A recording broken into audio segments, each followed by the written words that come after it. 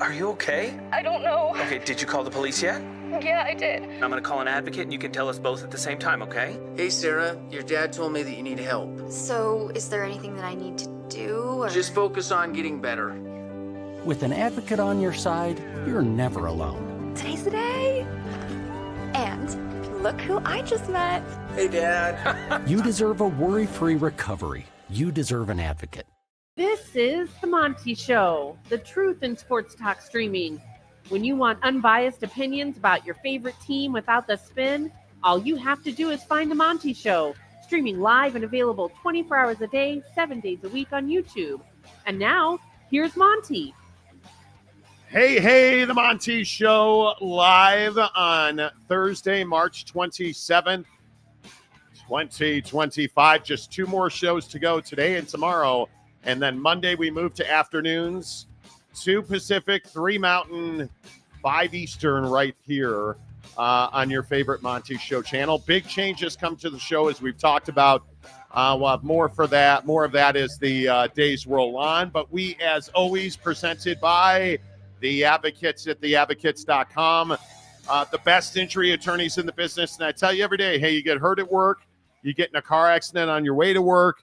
It's not your fault that guy was driving distracted. It is, trust me, as somebody who drove in Arizona last weekend, it's not your fault that they're stupid faces behind the wheel and stuff. Many close calls on the freeways of Arizona, Las Vegas, Southern California, Seattle, wherever you are in this country. If you've been in a wreck, make sure that you get to theadvocates.com, where you can chat with an injury attorney live online, and it won't cost you a dime. At theadvocates.com. Monday kicks off our child hunger fight for the month of April. With the Advocates as our partners, we will be looking for donations, and feel free to donate today, because 1 in 6 kids are hungry in this country. How is that possible? That 1 in 6 kids are hungry. I was driving yesterday to head over to the driving range. And I am very fortunate. I live in a neighborhood full of kids. And again, there was this group of kids playing in a park. We have these parks around our neighborhood where there are gym sets and stuff. And there were a bunch of kids there, and it hit me again. Man, I counted 14 kids in that lot. That means 2 of them are hungry on average. 2 of them don't know where their next meal is coming from. How is that possible? When we as a country, when we as people have so much, make sure you get on Venmo, donate to the Advocates. 100% of your donation goes to the Murray Children's Pantry, who is partnered with the Advocates to fight childhood hunger. We'll talk a lot more about that as the days go on, but a massive day for BYU in the Big 12. And I think if you've followed BYU sports at all, and maybe you haven't because they're new to the conference, maybe you're just the garden variety, I only watch big-time programs. Well, you should start paying attention to BYU Athletics, because BYU Athletics is a big-time program. There's no doubt about that, whether it's football, a 10-win season, a Sweet 16 appearance for the basketball team now. Whatever is in the water in Provo, you need to get some of that, because BYU right now, almost inarguably, is the best athletic program in the Big 12. And they have an opportunity tonight in the Sweet 16 to knock off Alabama basketball and prove a point that BYU is no flash in the pan, that this team is legitimately good. And what is going on in Provo is legitimate program building. They're doing it with talent. They're doing it with talent on the floor, with talent on the bench, with talent in the coach's office.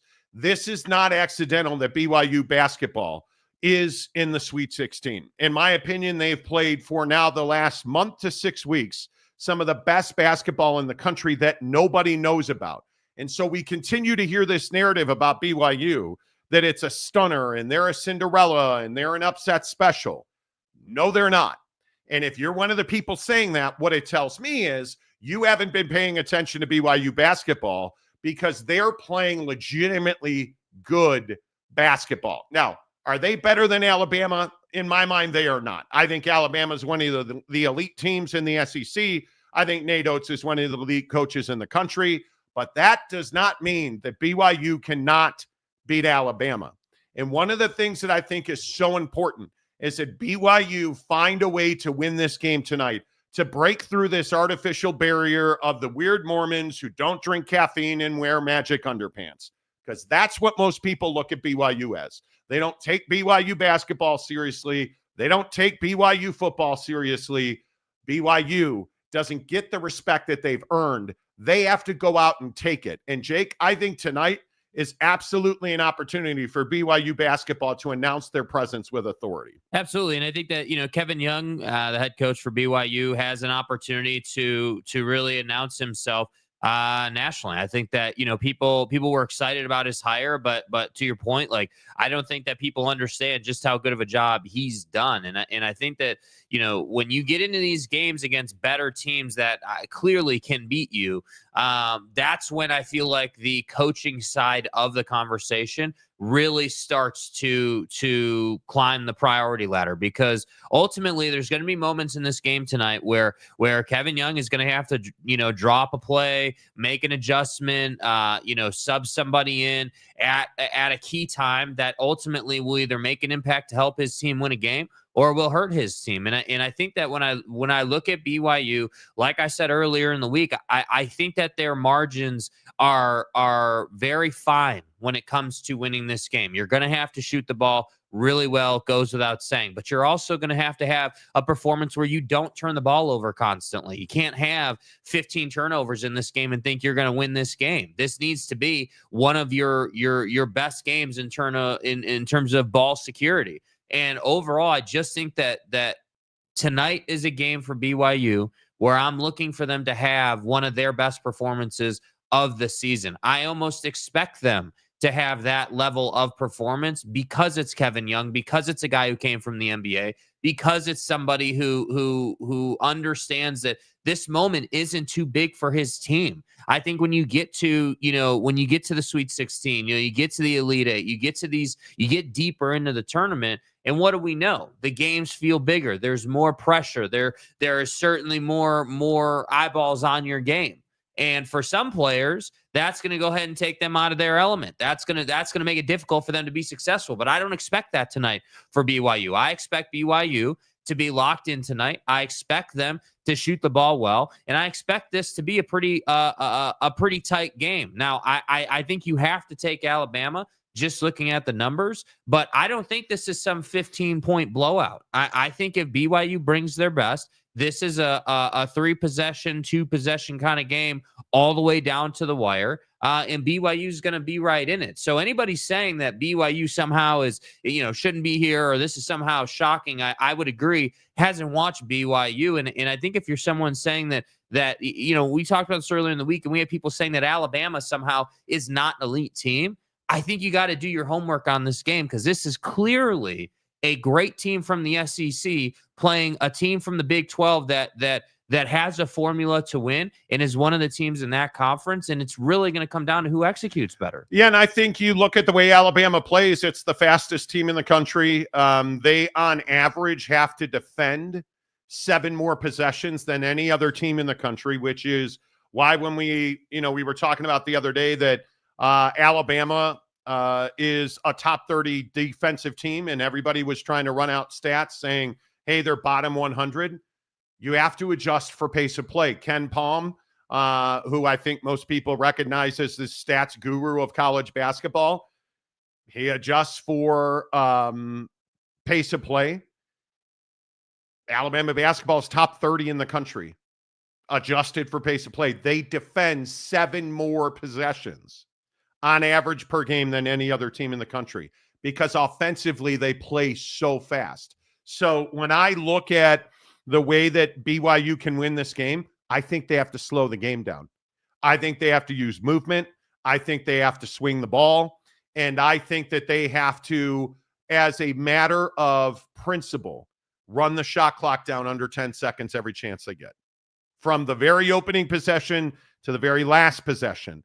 Burn clock, take possessions away from Alabama, and that's the key to beating them. Now, unfortunately, BYU has a tendency to turn the ball over. And if BYU is going to turn the ball over at a significant level, they're going to get blown out tonight. and they can shoot 100% from three. They will get blown out tonight. I think the magic number is 12 turnovers. If you have more than 12 turnovers, I think it's going to be very difficult for BYU to win this game. Yeah, I completely agree with that. And I think when you add the turnover conversation to the conversation where it's like, hey, if you, let's say that you don't shoot it well from three tonight, and you've got a lot of long rebounds and you allow Alabama to get out in transition, that's not going to be obviously a formula for success. And that's why I say I agree that working the clock and working the ball for BYU as a team is crucial because not only do they need to shoot it well, everyone knows that, but what has to take place for them to shoot it well? Well, obviously you want to get, the best look that you can possibly get. And we all know in college, getting great looks comes down to moving the ball and making the defense get uncomfortable. And ideally, I would love to see a lot of, hey, Richie's going to penetrate the paint and then he's going to kick to the corner and they're going to swing that thing and they're going to get the wide open look on the weak side wing, or we're going to get it to the block.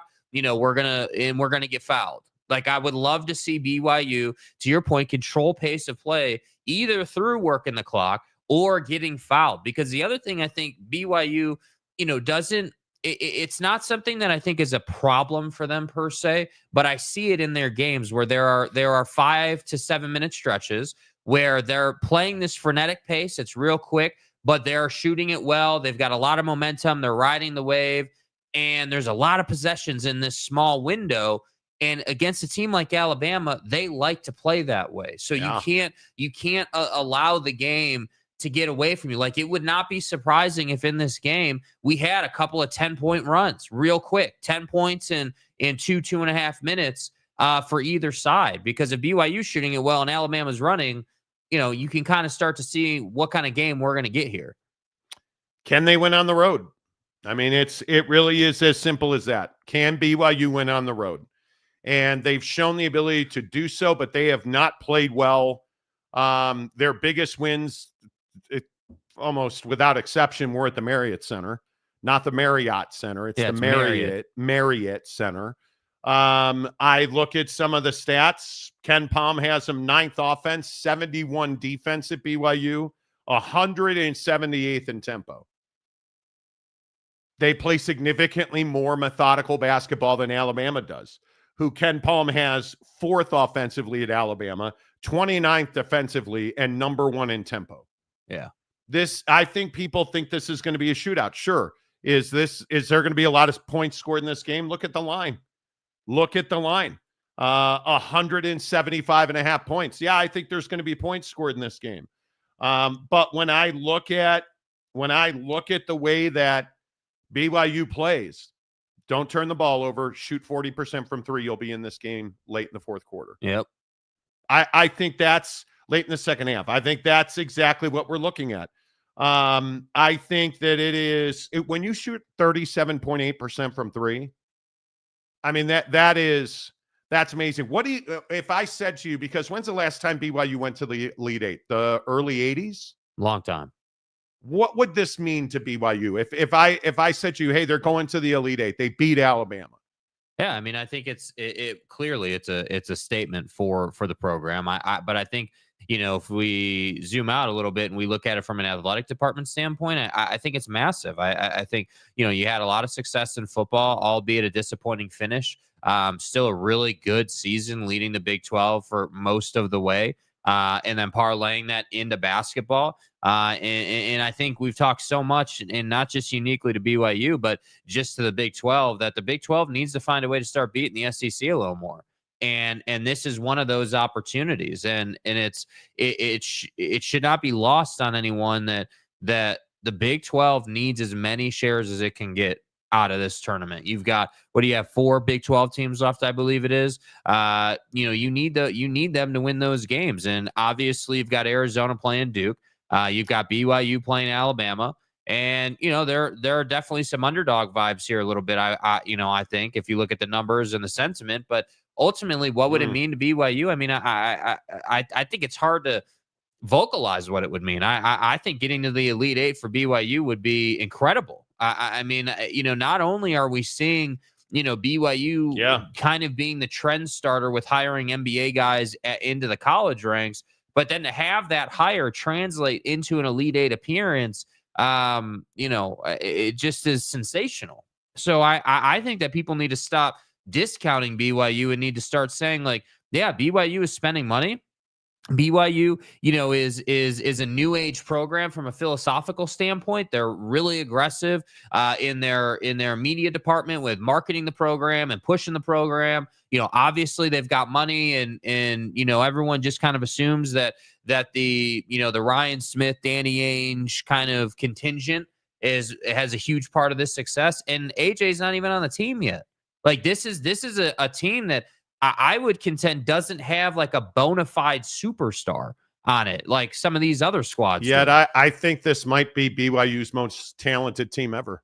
Yeah, and that's the crazy part. And I think this is a big night for BYU in the Big 12. I mean, obviously you look at the Big 12 and you look at this one right here, Duke Zona, huge game. Look at the line though. Yeah. Duke's 9.5 in that game. You look at Texas Tech, Arkansas. I am shocked that Arkansas is only a 5.5 point dog. This is a huge night for the Big 12. Yeah. And it starts with BYU, Alabama. This is the Big 12 versus the SEC. We've all heard the SEC is this behemoth. The Big 12's an afterthought. They're lucky to even be here. We've heard it all. It will start with this game. If BYU beats Alabama, and I don't know that they will, and I actually don't think that they will, but you put up 85 points on average against two pretty good defensive teams, including Wisco, that's impressive. That is impressive. And you did it in a way that I think gives people hope that you can compete against Alabama. I think Alabama is one of the top 5-6 teams in the country. I think BYU is one of the top 15 teams in the country. Mm-hmm. I think Alabama is significantly deeper and more talented. That doesn't mean BYU can't win this game. And if I had to guess, I think this will be a 90-82 kind of game. Bama will score. I think Alabama will score a lot because I just don't. BYU goes through these stretches where they just don't protect the basketball. Yeah, they don't play well for 5 minutes at a time. And that's where teams like Alabama just absolutely throttle you. Yeah, but I also, while I agree with that, I guess I expect that Kevin Young is going to have these guys ready to go. Again, this moment is not too big for him. And I know I keep talking about that, but isn't this why you hired an NBA guy? Isn't this why you brought in a guy that has experience and has been part of good teams and knows how to win in these moments? Like that was the whole point of bringing him in. And I think about the cool thing with basketball is like it's not like football where you have, like, if I said Alabama versus BYU on the football field, we'd obviously be having a completely different conversation. Right. Obviously, you would say Alabama's going to win that game 9 out of 10 times and maybe even 10 out of 10 times.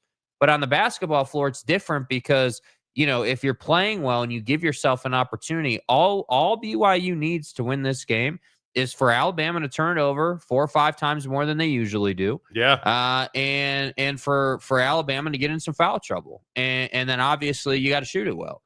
So if you can find a way to kind of get Alabama on their heels a little bit, kind of get them in an awkward situation, maybe force some turnovers early, don't allow them to find their flow early.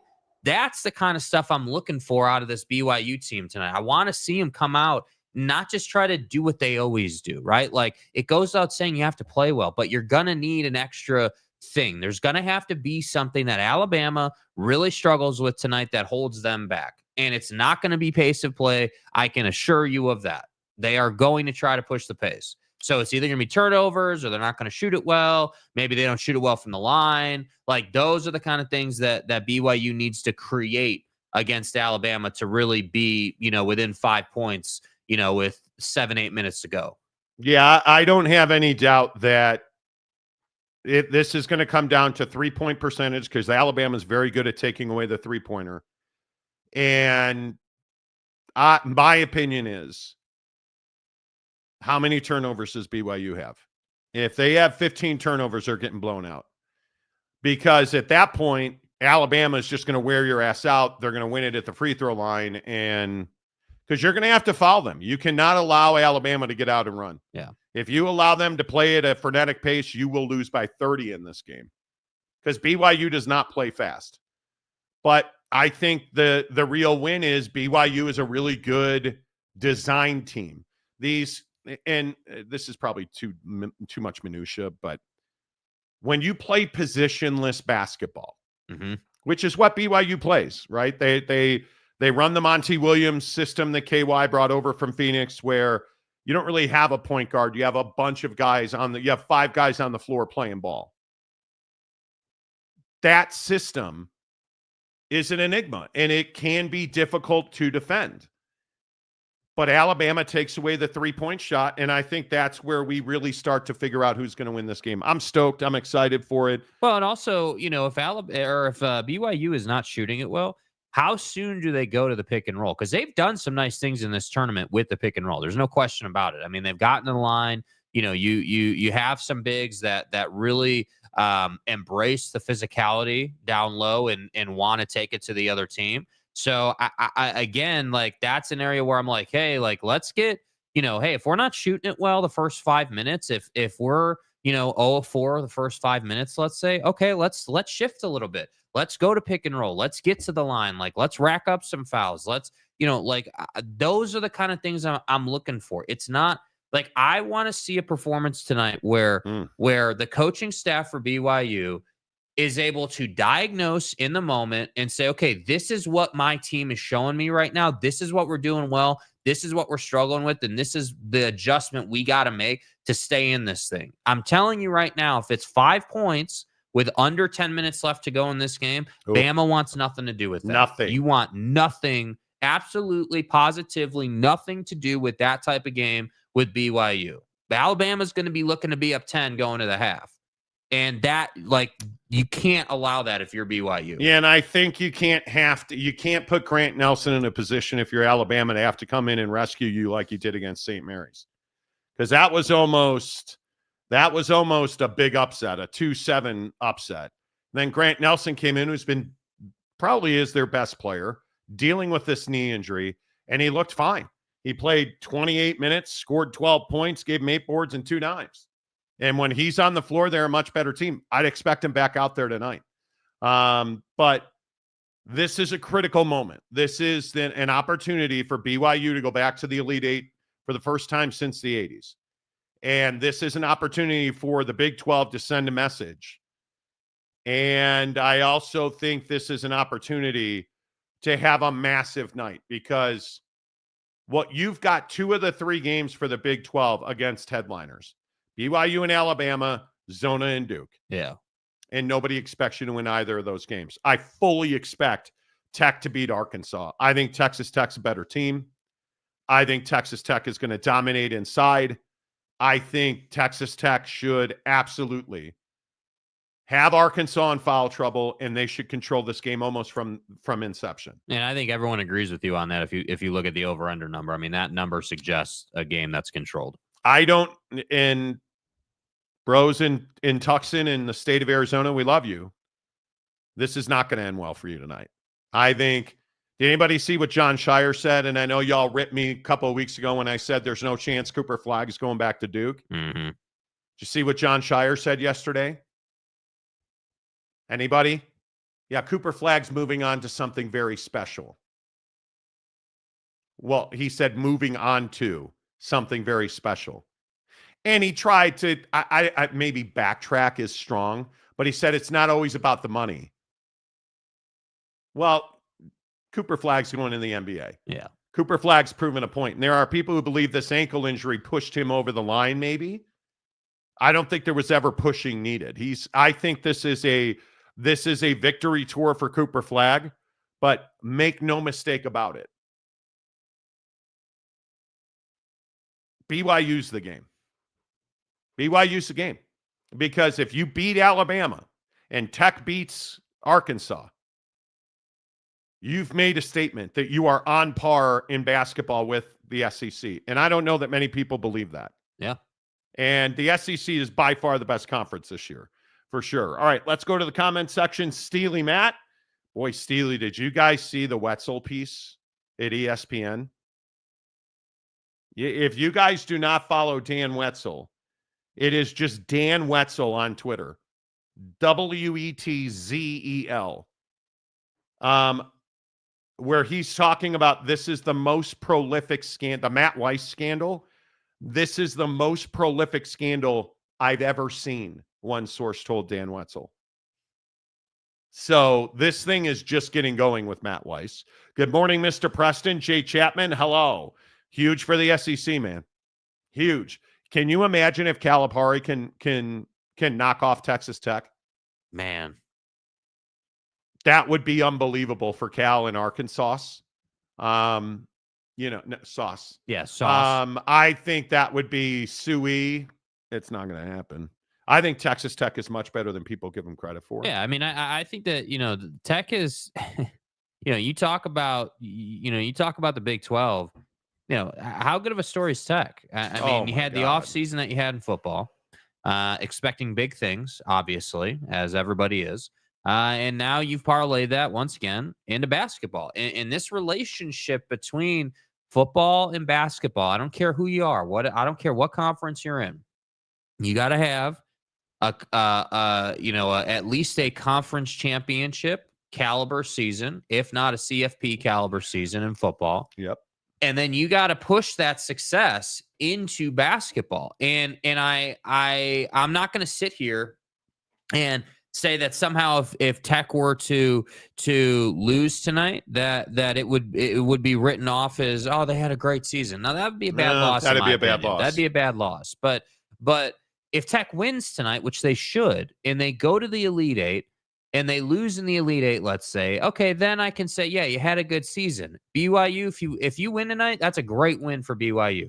That is a phenomenal overachieving win, in my opinion, for BYU if they win tonight. And then for Arizona, I mean, you can't state it enough. If you somehow found a way to beat Duke and send Cooper Flag home, I can't even begin to, describe how big of a win that is. Can't, and I love the Arizona story. I think rebuilding from that scumbag Sean Miller into he's Texas's head coach now. He's saving the Longhorns. Oh, that's right. Kevin Durant's new best friend, that scumbag Sean Miller. Recovering from what that scumbag Sean Miller did to Arizona. Scumbag. You got to say it with a little emphasis. Scumbag. That scumbag. Like, when we were talking about the scumbag Kansas City Chiefs. So I said, yeah. The scumbag Sean Miller. Yeah. To recover from what he did to that program, the stupidity of calling it a players program, the stupidity of losing $240 million. Oh, you can drive back to Phoenix. And recovering again from what that scumbag Sean Miller did to Arizona basketball. This is nothing short of a revelation in Tucson. Yeah. I could not be happier for any Arizona Wildcat basketball fan. I go back to Lute Olson. I go back to Steve Kerr. The way that program has built its history and tradition to have handed that over to a scumbag like Sean Miller, who absolutely defecated on it. You've moved past that now, because now you're one of the best teams in the country, and it's going to end tonight against Duke. I think that's the reality of it. Which sucks, but it does. Yeah. And it's not going to feel good. And I agree with you. For all the BYU fans that were in our comments section the other day talking about how no matter what happens tonight, this was a good season. No, it wasn't. No, it wasn't. If you lose tonight and you're not disappointed, dude, you're not competitive. You might want to go get your low T checked, because if you lose tonight and it doesn't feel bad, there's something wrong with you. Facts. This is for a spot in the Elite Eight. This is Saturday basketball in the NCAA tournament. This is why you did everything you did in the offseason, bro. This game tonight is the what do you want to call it? The exact reason, the whole point of why you brought in an NBA caliber coach to lead your program. This is why Ryan Smith has spent so much money on AJ DeBanza, allegedly. This is why Kevin Durant's other buddy of a coach, KY Jelly, is at BYU, right? This is why you lift all them caffeinated. Never mind. My point is, decaf. You have a chance. You have a chance to prove a point, to reinforce. Win the game. That's what you got to do tonight. I think it's going to be very difficult to beat. I think it's going to be really almost impossible to beat Alabama. Must-watch game, though. It Must is. watch. It is absolutely. Matt Ritson, hello. Blue Turf, hello. Jay Chapman, what an SEC homer. Got to hand it to BYU. They're making the most out of the opportunity they were given in the Big 12. 100%. Facts. 100%. Maury Alvarez, our great Floridian. Hey, Maury. Made a $10 donation to the Advocates yesterday to fight childhood hunger. Appreciate you. Please join him. Please join him. Advocates donations on Venmo. Advocates donations on Venmo. Do it. Do it. And I think no, I don't think it was Maury. It might have been one of you guys, one of you hyenas sent me your Cooper flag free pick on Prize Picks. No, we're getting in the pooper for Cooper, Monty. If you're not in the pooper for Cooper on Prize Picks, boys, what are we doing? Yeah, what are we doing, dude? Cooper flag is your free pick tonight. He has to score one single point, and you get a win on Cooper flag. And I've told you that my plays, Cooper flag, more than 1 point. Walter Clayton for Florida, more than 20 points. And Grant Nelson, more than 12 points against BYU. Those are my plays tonight. Go and get it. Download the Prize Picks app right now. Use the promo code Monty. Hey, Monty. M-O-N-T-Y, Monty, to open a new Prize Picks account. You deposit $5. They'll give you 50 more instantly. Then go get your Cooper flag free play, and let's all win money. You're going to play a flex play. That means you only need 2 of 3 to win. A 3-pick flex play. Make 3 picks. Flex play. 2 of 3 need to win. So what does that really mean? They're giving you Cooper flag for free. That means you only need to hit 1 out of 2. And you win at Prize Picks. It is, I'm telling you, today's opening day in Major League Baseball, we haven't played a game yet, and the Cubs are 0-2. Yeah, it's embarrassing. Baseball on Prize Picks, amazing. I cannot wait. When we go to afternoons on Monday, we're going to be able to talk a lot more basketball. Yes. A lot more baseball. Yes. A lot more NFL. A lot more college football. I'm so stoked about it. Not a great day in sports fandom. Well, and I said this when it came out that today was going to be opening day, and today was the tip-off of the Sweet 16. Yeah. And I want to say that was January, or no, it was before Christmas, or before our Christmas break, I think it was. Today is the best calendar day of the year for sports. I mean, opening day in Major League Baseball with a full slate. Screw the Dodgers. Yeah, and screw them. The 4 of the best games in college basketball are tonight. How have you not downloaded the Prize Picks app? You deposit $5, they'll give you 50 more instantly when you use the promo code Monty. Do it now. DM me. We still haven't decided. Are we going to do a Final Four? Are we going to do a Final Four thing? We just have to figure out how we can put it together. I mean, or what differentiates, because I'm assuming that all of you hyenas are taking our advice and are winning big on Prize Picks, since we've got one of the biggest promo codes of Prize Picks right now. So hook it up. Hook it up. Yeah. Hook it up. Join a lot of people on the show. Yeah, I'm probably underselling the lead. Do you guys understand that we have on the West Coast, we have one of the biggest, Monty is one of the biggest promo codes on Prize Picks. Yes. Hook it up. Join the club, man. I love that you guys DM me your Prize Picks. I love that you guys, I don't have to wonder who it was. Maddie, the guy, Maddie. Hey, Maddie. Should I say his full name or just his first name? Hey, Maddie, Prize Picks. Maddie Flores. Stud. Hey, Flores. Maddie Flores in Los Angeles, one of our listeners in LA. Did a LeBron Prize Pick. and he called me stupid because on the show several times I said, I don't believe you can take LeBron because he's so streaky. Well, And that the only Laker I think you can take in Prize Picks is Austin Reeves. mm-hmm. You can't take Luka because he's fat. Right. Or excuse me, you can't take Hookah Doncic because he's fat. My name is Luka. I smoke hookah on the second floor. Yes. So you can't take hookah. I don't think you can take LeBron. Did you guys see LeBron last night? He didn't score his 10th point until the fourth quarter. Yeah, let me take LeBron. Yeah. I mean, Austin Reeves is the doesn't only have his Laker. cookies, dude. Matty Flores. Not performing. Our great Angelino ripped me and said, I don't know the Lakers. And he went with the full keep the Lakers out, chum out. Stay hard. Keep the Lakers out, chum out. And he promptly lost. So, let's see. Mike Smith, Jake wearing Gundy colors. Yeah. Yeah. It's going to be 79 degrees in Salt Lake City today. Yeah, I had to break out the polos, Ooh, Christopher Shannon, hello. BYU is the NBA International Development Team. Could be. Marty is jinxing BYU. Could be. Christopher Shannon, BYU 88-85 over Bama. Really? Chewy Gonzalez, like and subscribe. What happened to your membership, Chewy? Yeah. Stay hard. What the hell? Are you kidding me? No, Chewy doesn't need to be a member. Anita Dick and me. Yeah. No, I mean, it's fine. Show will pay for itself. Yeah. Stupid. Yeah. Where have you been? Yeah. Good to see you, my guy.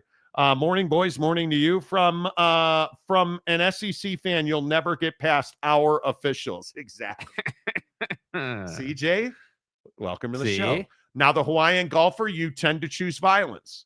Lots of points in the game tonight. BYU has been shooting the lights out from three lately. I expect BYU to finally go cold from three and thus not move on. And again, I know I don't know anything about anything because all the BYU fans were telling me how stupid I am about Alabama when I said Alabama is a top 30 defense. No, you don't know anything, Monty. What are you talking Bitch about nothing but the Tide, baby. Monty? Ken Palm has them as the 29th defense in the country adjusted for pace of play. Yeah. Because they give you, based on how fast, do you guys understand? Alabama plays so fast, they have to defend 7 more possessions per game. Wild. Let that sink in. They defend the 3-point stripe very well. And that, I think you're right, that's going to be a huge part of the game. Not discounting BYU, it's just difficult to keep up with the pace and physicality of Alabama. Well, listen, I think that's why you have to have, for BYU, that's why you have to have quality in your offensive possessions. You can't just have, there are a lot of, like, the VCU game drove me nuts for BYU. Like, there were many possessions in that game where I'm like, bro, like, what are we doing, man? We're getting away from drive and kick. We're getting away from working the ball and playing screen and roll and, doing, executing the core fundamentals of the offense. And you can very clearly see it for BYU. And I have a lot of trouble, feeling like we're going to get a lot of those possessions tonight where BYU is just out of sorts. I feel like, you can't tell me that the Richie Saunders of the world, it's lost on dudes like that, we're playing a team that if we're not, absolutely buttoned up and executing and doing what we need to do, they're going to beat us and we're going to go home tonight. And that's where I say, yeah, maybe, the Hawaiian golfer and anyone else thinking they're going to not shoot well tonight. Maybe they don't shoot well tonight. But I'm just curious. We're all sitting here focused on BYU. I'm telling you, there's going to be things tonight that Bama's going to struggle with. And that portion of the game, I think, decides who wins the game. Totally agree. FH4.3.23. Conor McGregor, who played. Okay. Hey, can you actually do your job and play some drops, please? Who the f*** is that guy? Why are 2 of the games tomorrow at Lucas Oil? A lot of tournament games used to be played in the football stadiums, but these days Lucas Oil is the only football stadium that hosts non-Final 4 games. I don't know. Who the f*** are you? I don't know. FH.4.3.23. I don't know HTML code guy. RF says no idea who's going to win tonight. Well, dude, wow. Yeah. He also says Flag is going to the NBA. I would agree with that. I would totally agree with that. Let's see. Norge Koog, a lot of respect for Arizona's coach. That has not been an easy rebuild for them. And I think what he's done there, I'm really curious it seems like the Big 12 has a lot of cats in it. Wildcats, Houston Cougars, Coug on Coug action. Yeah. I'm curious to see how the Wildcats, how competitive is Arizona tonight? Yeah. Caleb Love has his 4 of 16 field goal game that he's known well. Yeah, can't get off to a garbage start. I agree. Like you did against Oregon. I would agree with that. BYU will go on to the Final Four, baby. Your track record for picks is not great. Yeah. When it comes to BYU, okay. Jay McClanahan, I'm just glad West Virginia found a new basketball coach, Ross Hodge. He comes with a nice $6 million Indiana buyout money for DeVries. Well, there you go. That whole situation's awkward. Danny Kiger. I operate my family's catering business in Omaha, and we donate whatever we can to local homeless shelters. I appreciate that. It's tough, dude. When you look at the amount of people struggling right now, and you look at the economy and the cost of just about everything, yeah, that's why this thing we're doing with the advocates to fight childhood hunger is so important. And it officially kicks off next week. I would encourage you, if you can donate, please do. Advocates donations. It's guys like Danny Kiger and his family's catering business who help in their local communities. That's what makes this so important. Because I agree that every stretch in every corner in this country, we have issues. Poverty, homelessness, hunger, addiction, education. Totally get that. We can do it in our communities. It's why people like Danny Kiger, his family, the advocates in that family, that get into these communities and put that money back on the streets of their communities, that's why it matters. That's why it absolutely matters. UW Fan Jin, a member for 20 months. Nice. My unbeaten M's are still in the hunt. The Justin Turner thing is awkward. I don't want Justin Turner on the Cubs. I don't. He sucks. He's done. He's old. He should be a Seattle Mariner, and I don't understand why he's not. So we shall see. K. Nurin, 9289 BYU. Seth, who makes hats. Great job, Danny. Hey, indeed. Seth Hatmaker. Stadium Guy James, it's opening day of baseball. Go Rangers. Okay, can we talk about this? How are you a Rangers fan, bro? How does this calculate? I thought you were a scumbag Kansas City Royals You're fan. not a Royals fan? How are you not a Royals fan? Yeah, how are you not a Royals fan, bro? Like, how are you a Rangers fan, You're man? a fan of so many teams. Go Astros. Go Rangers. Go Savannah Bananas. Like, I can't keep up. I can't keep up. Prediction time. Jake, what do you got? BYU, Alabama. Bama minus 5.5, 175.5. Yeah, I like Bama to win this game. They're not going to cover the 5.5, in my opinion. I think this is I think that this is a really tight game down the stretch. I think Bama finds a way late because we know how these games work. One of the trends in this tournament overall in these games has been, hey, it's really tight, and then with like 2.5 minutes left, a team here is going to miss a shot, and then, you're going to wind up losing the game by like 5-7 points or whatever. In this game tonight, I think there's a real good chance that BYU is ahead late by 2 points, 3 points. Bama finds a way, pulls this game out by 3 or 4, but I don't think they cover the 5.5, man. And I do think it probably goes over. What? Are you like slurping up to the BYU fans here? No. Is that Monster Energy or is that Blue Kool-Aid? How am I slurping? Are you? I think they're going to lose, but I think I think BYU covers that number. Is somebody earthquaking for you, and that's why you're taking BYU? Yeah. Is that what this is? Donnie, you're out of your element. Is that what this is? I mean, it could be. Alabama 92, BYU 80. I think Jesus. Keep it real. I think God. Alabama is simply too fast, and I think BYU lives and dies on the three, and Alabama defends at the three-point stripe very well. And I think this is going to come down to how early does BYU get in foul trouble and how many turnovers do they have. And I think Alabama is significantly better. I hope I'm wrong. Hell, for our show, I hope tomorrow morning I've got some medium well crow to eat. Okay. So that's how it's going to be. Somehow I don't think that's happening. I like Alabama 92-80. And I think Alabama Man, easily 80 covers. points? Gosh. Because mean, what I happens if this team doesn't make three-pointers? Yeah, I understand. Yeah. Yeah. Yeah, nothing good. Let's put it that way. Nothing good. Nothing good. Yeah, it is concerning to me. I mean, remember, they beat VCU 80-71. You beat Wisconsin 91-89.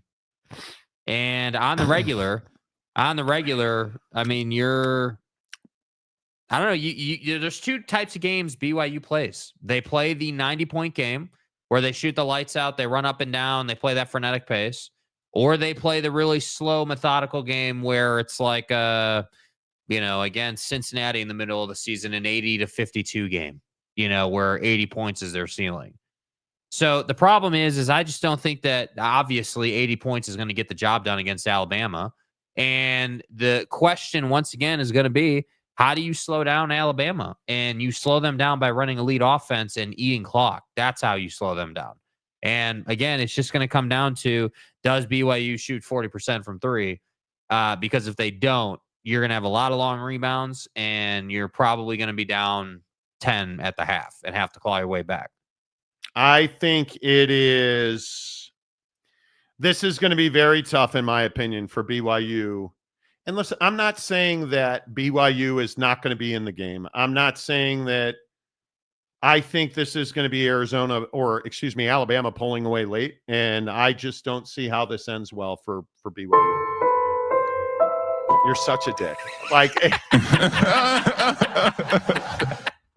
You just like to stir the pot. You like to stir the pot. It's bad enough. I understand. It's bad enough that a week from now we're going to get on a plane to go watch the Cubs get swept by the Padres. That's bad enough. But Boyd Lake, I trust BYU knows what he's doing. BYU 95. No. Alabama 85. See, you say that I'm slurping. I'm not doing that. I'm not doing no. Wow. No. Wow. No. Hell no. Wow. Okay, Boyd. You slept well last night. You woke up and stay hard. You're ready. Okay. Norge Coog, what if Bama doesn't hit their threes? Sears is 7 for his last 35. They don't rely on three-pointers to win games, even though they shoot a good number of them. Here's the issue. What happens when you miss threes? Long rebounds. What happens when a team gets long rebounds? They run. And they get fouled or they score. And what does Alabama usually do? Get fouled and they score. And they run a lot. And they play at pace. So if you're BYU and you shoot, let's say you shoot 30% from three. It's over. You'll lose by 15 at least. But what's the practical application of 30%? That means 3 out of every 10 three-pointers. When you miss threes, those rebounds are longer. So 7 out of every 10 shots you're going to miss. So let's say you shoot an elite percentage, 40% from three. That means that 6 out of every 10 threes you take, you miss. It's going to be really difficult stylistically for BYU to stay in this game. That's the thing that Kay Nurin. Next year, AJ BYU all the way. If AJ Dabansa was playing in this game, I wouldn't. I don't know what I would pick. 92-80, BYU isn't scoring less than Robert Morris 81. Well, I have a feeling that Alabama is going to be a little more tuned up. And I would also remind you, again, how many minutes did Grant Nelson play in that game? Oh, that's right. He didn't play in that game. He rested in that game. He is Alabama's best player. It is inarguable that when you're in the opening round and you're playing your mom's cousin's sewing circle and pizza making class, that you don't probably play up to the level that you're used to, right? And if you look at the number of Bama players in that game, they played 10 guys in that game. And I would remind you, Darian Reed played 11 minutes in that game, and they got nothing in that game from Nelson. Okay, well, let's talk about them in stuff giving up 66 to St. Mary's. You think they raised their level of lather a little bit for St. Mary's? St. Mary's, how did St. Mary's do in that game? Okay. St. Mary's shot 34% from the floor and 21% from three. Bro. Why? I mean, I get it. Alabama's a bad defensive team. Alabama right? doesn't Terrible. defend. Yeah, terrible. Right. St. Mary's shot 21% from three. Alabama beat St. Mary's by 14 points. And I would remind you, St. Mary's took 70 shots in that game and lost by 14 points. Dude. Alabama took 56 shots, made 29 of them, and shot 41% from three on only 17 three-pointers. So it's not rocket science. And again, I understand that you guys tried to take me to the woodshed on Alabama defensively. Just pay attention to that. I got Alabama 120-0 over BYU tonight. The Car Wash Channel's been a member of the show for. I got Alabama 120-0. You want to explain that? The defensive performance we're going to see from Alabama is going to be virtuoso. Miguel Angelo and stuff on the I wake up in the morning, I piss excellent. Stadium Guy James, I will admit I'm a Big 12 homer, so go Cougars. Okay. I'm still waiting for the explanation on the Rangers, though, dude. How are you a Rangers fan? Yeah. Jay McClanahan, do we get free car washes when he's wrong? Car wash? I mean, Car washes and tater tots, Yeah. Jay McClanahan, I like BYU, but I see this one, Bama 97-82. They're not going to score 100, are they? K. Nurin, okay, BYU 100-91. Okay. We're moving towards reality now. This is why. All right. I think, are most people in on BYU losing? I think so. I think so. You think it's, but you don't know. You don't watch basketball. Here's the deal. I'm the best there is. And then I think one of the most important games of the day that probably not everybody is talking about. Texas Tech and Arkansas. And I hope people understand that this is a traditional, haven't they met 80 times? And it is 40 up and 40 down. Dead even. 40 and 40 in 80 matchups, right? I am very curious to see how John Calipari brings out Arkansas. He's an elite coach in Sweet 16 games. 12-3 in Sweet 16 games, John Calipari. Do you trust, do you like, do you? I mean, there's no question they're playing well. There's no question he's got them moving, the way he needs them to win ball games. So, I mean, yeah, I think that, people want to sit here and say that Calipari is not a good coach anymore and he's washed and, leaving Kentucky and all of that, was the end of his career. And all I have to say is dude left Kentucky and all of a sudden he's in, he's deep in the tournament. You can't dispute that the guy is having a great season here. And tough to argue. I sit here and I say, yeah, there's a reason he's 12-3. And what did you say? Sweet 16 games? Yeah. Yeah, there's a reason for that because he is good. And this is what I was talking about with Kevin Young and BYU. It's the same thing for Cal, which is, hey, you gotta be able to watch your team in the first 5 to 7 minutes of a ball game and diagnose what the issues are. What are we not doing well that's holding us back? Are we not setting quality enough screens? Are we not getting out in transition? Are we not rebounding correctly? Maybe are we not putting enough emphasis on getting fouled to control the pace of play? Like, these are all things that coaches in these games tonight need to look for, because again, as usual, as you work deeper into a tournament and you're playing better teams, you got to win. The little details matter. But again, I still maintain for Tech tonight, you should beat this team, man. You are better than this team. You should beat them. But again, how Big 12 Texas Techian would it be to lose to Arkansas tonight? They're not losing to Arkansas.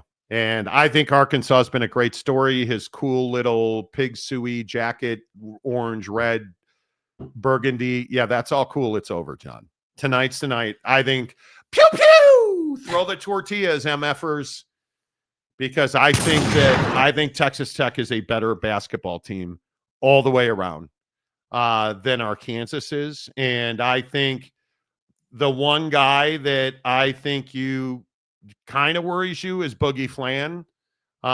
He played really well, and they beat St. John's only because of Boogie Flan. And I think that's something that I would keep an eye on.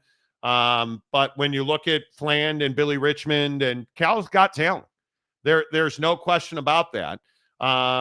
If Therio plays with this knee injury, they're a much better defensive team when Edu Therio is playing. I think that's a big one to watch. But you look at Arkansas's front court with Avicic and Edu and their size. That's a 6'11" dude. Yeah. And Jonas Edu. You look at Vanizmir Avicic at 7'2", hung like a post. Yeah. Trayvon Brazel. They're big. But here's the thing. I look at Texas Tech. They've been dominant through this tournament. Texas Tech is a better basketball team than Arkansas is. They dominated Drake, obviously. But JT Toppin, I think, is playing the best basketball of his career. I think you look at Darian Williams coming off of a 28-6-5 game. And I think Toppin in the paint has been nothing short of dominant. And I think that this is where we try to figure out just how good is Texas Tech. Is Texas Tech a Final Four team? Is Texas Tech on par with Houston? Because I think that's a huge question. I don't have any doubt in my mind that Houston's one of the 4 best teams in the country. 100%. Is Texas Tech? It's a huge question. And I think is Chance McMillian going to play? I mean, he's one of your top 3 scorers. You need him. Especially in games like this, because you and I both know Cal's going to have Arkansas, the suey pig guy stuff. He's going to have Arkansas ready to go, and you need all of your guns up, right? I'm very curious to see how this goes for Texas Tech. Take control of the paint and get Arkansas in foul trouble. You're going to win the game by double digits. 100%. Control the paint, get to the free throw stripe. Williamson, Toppin have to be dominant as they have been through this tournament, and they win. I think the number that's curious to me is the 148.5. That's really curious to me. I am very interested to know, why is this not a 160 game? I'm really curious why that number is that. Am I the only one that feels like that number is really low?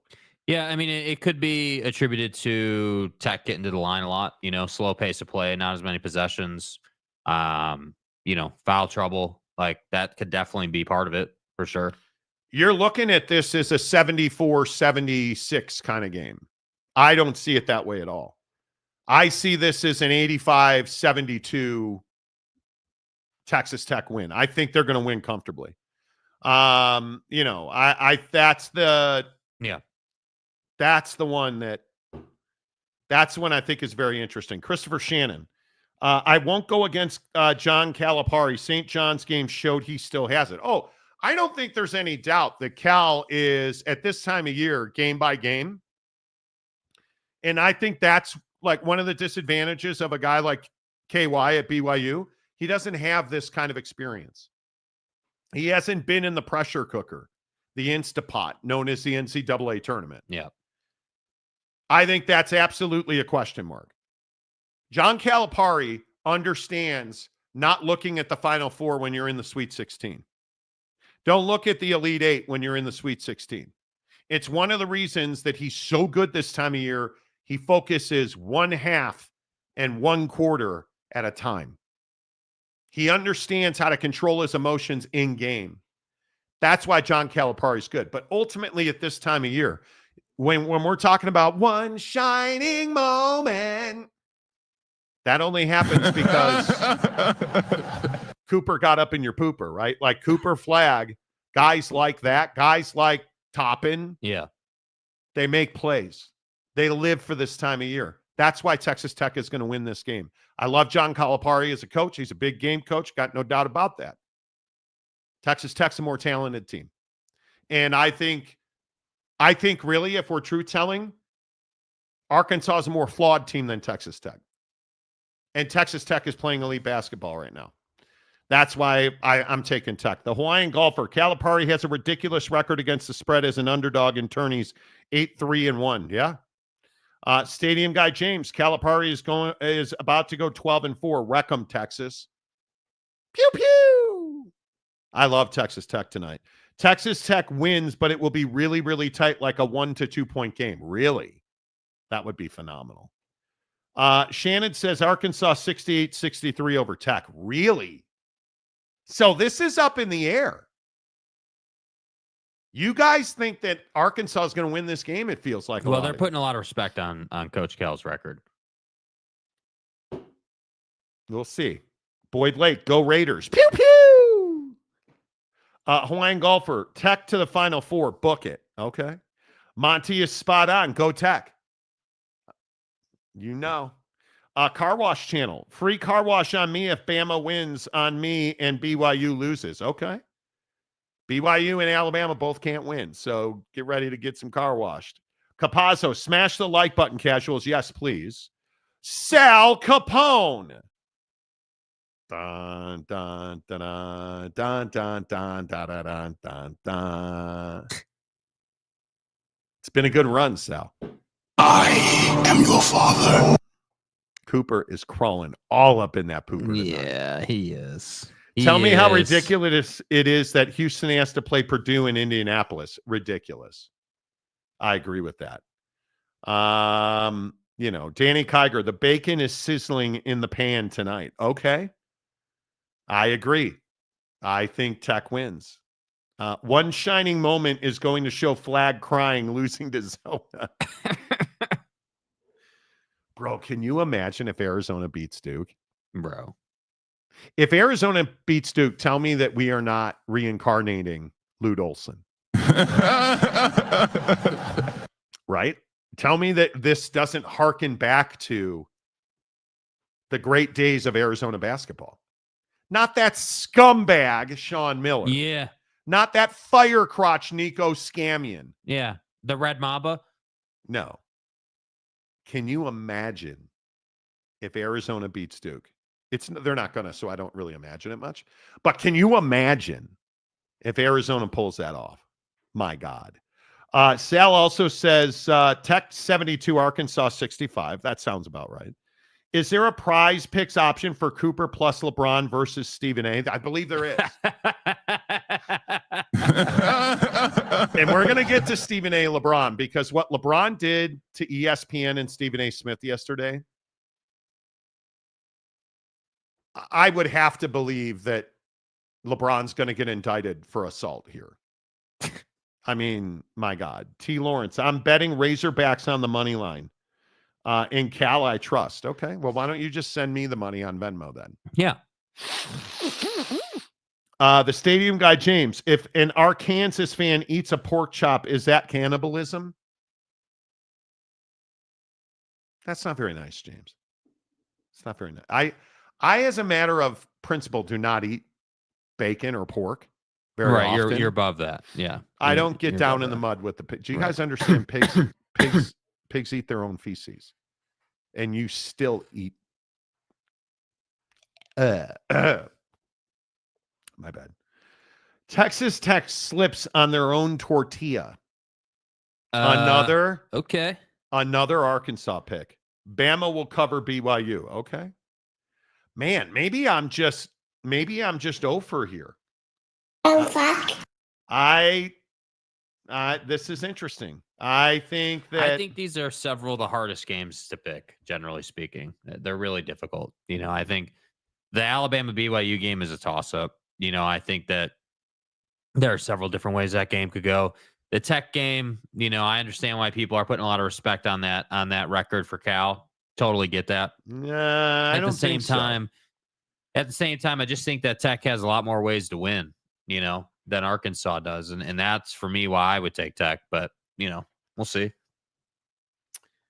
I think, I don't have any question in my mind. I have no question in my mind. Texas Tech wins this game. I have no question in my mind that Alabama. Roll Tide. Nick Saban's winning this game. Roll Tide. And then there is the game of games. Duke and Arizona. Duke is Duke. Duke is Duke. Cooper's ankle is favored by 9.5 points on only 154.5 point number. This is going to be a blowout.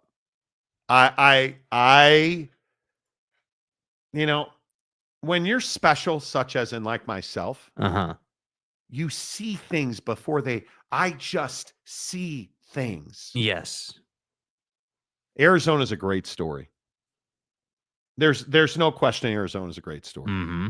There's also no question that Duke is a significantly better team than Arizona. And yes, Arizona are dogs. There's no doubt about that.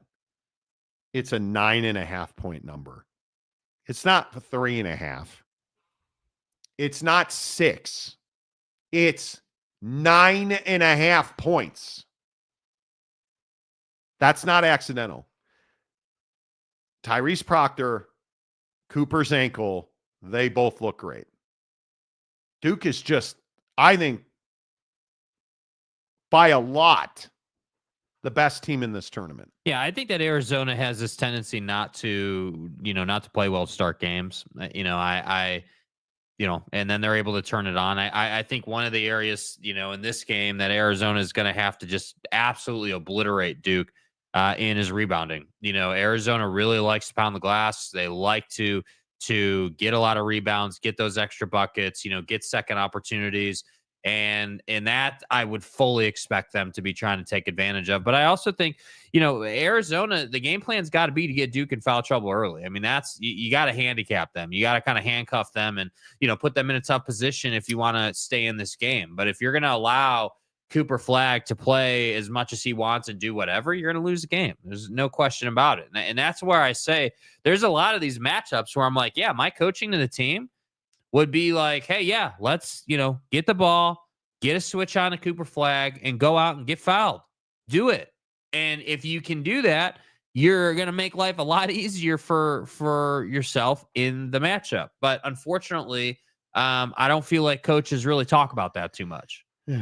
I'm telling you that Arizona is going to have to put on track shoes in this game to win this game. I think that Carter Bryant, who you have no idea who that is, who I think is that guy. I think Carter Bryant's going to be a top 15 pick in the NBA draft.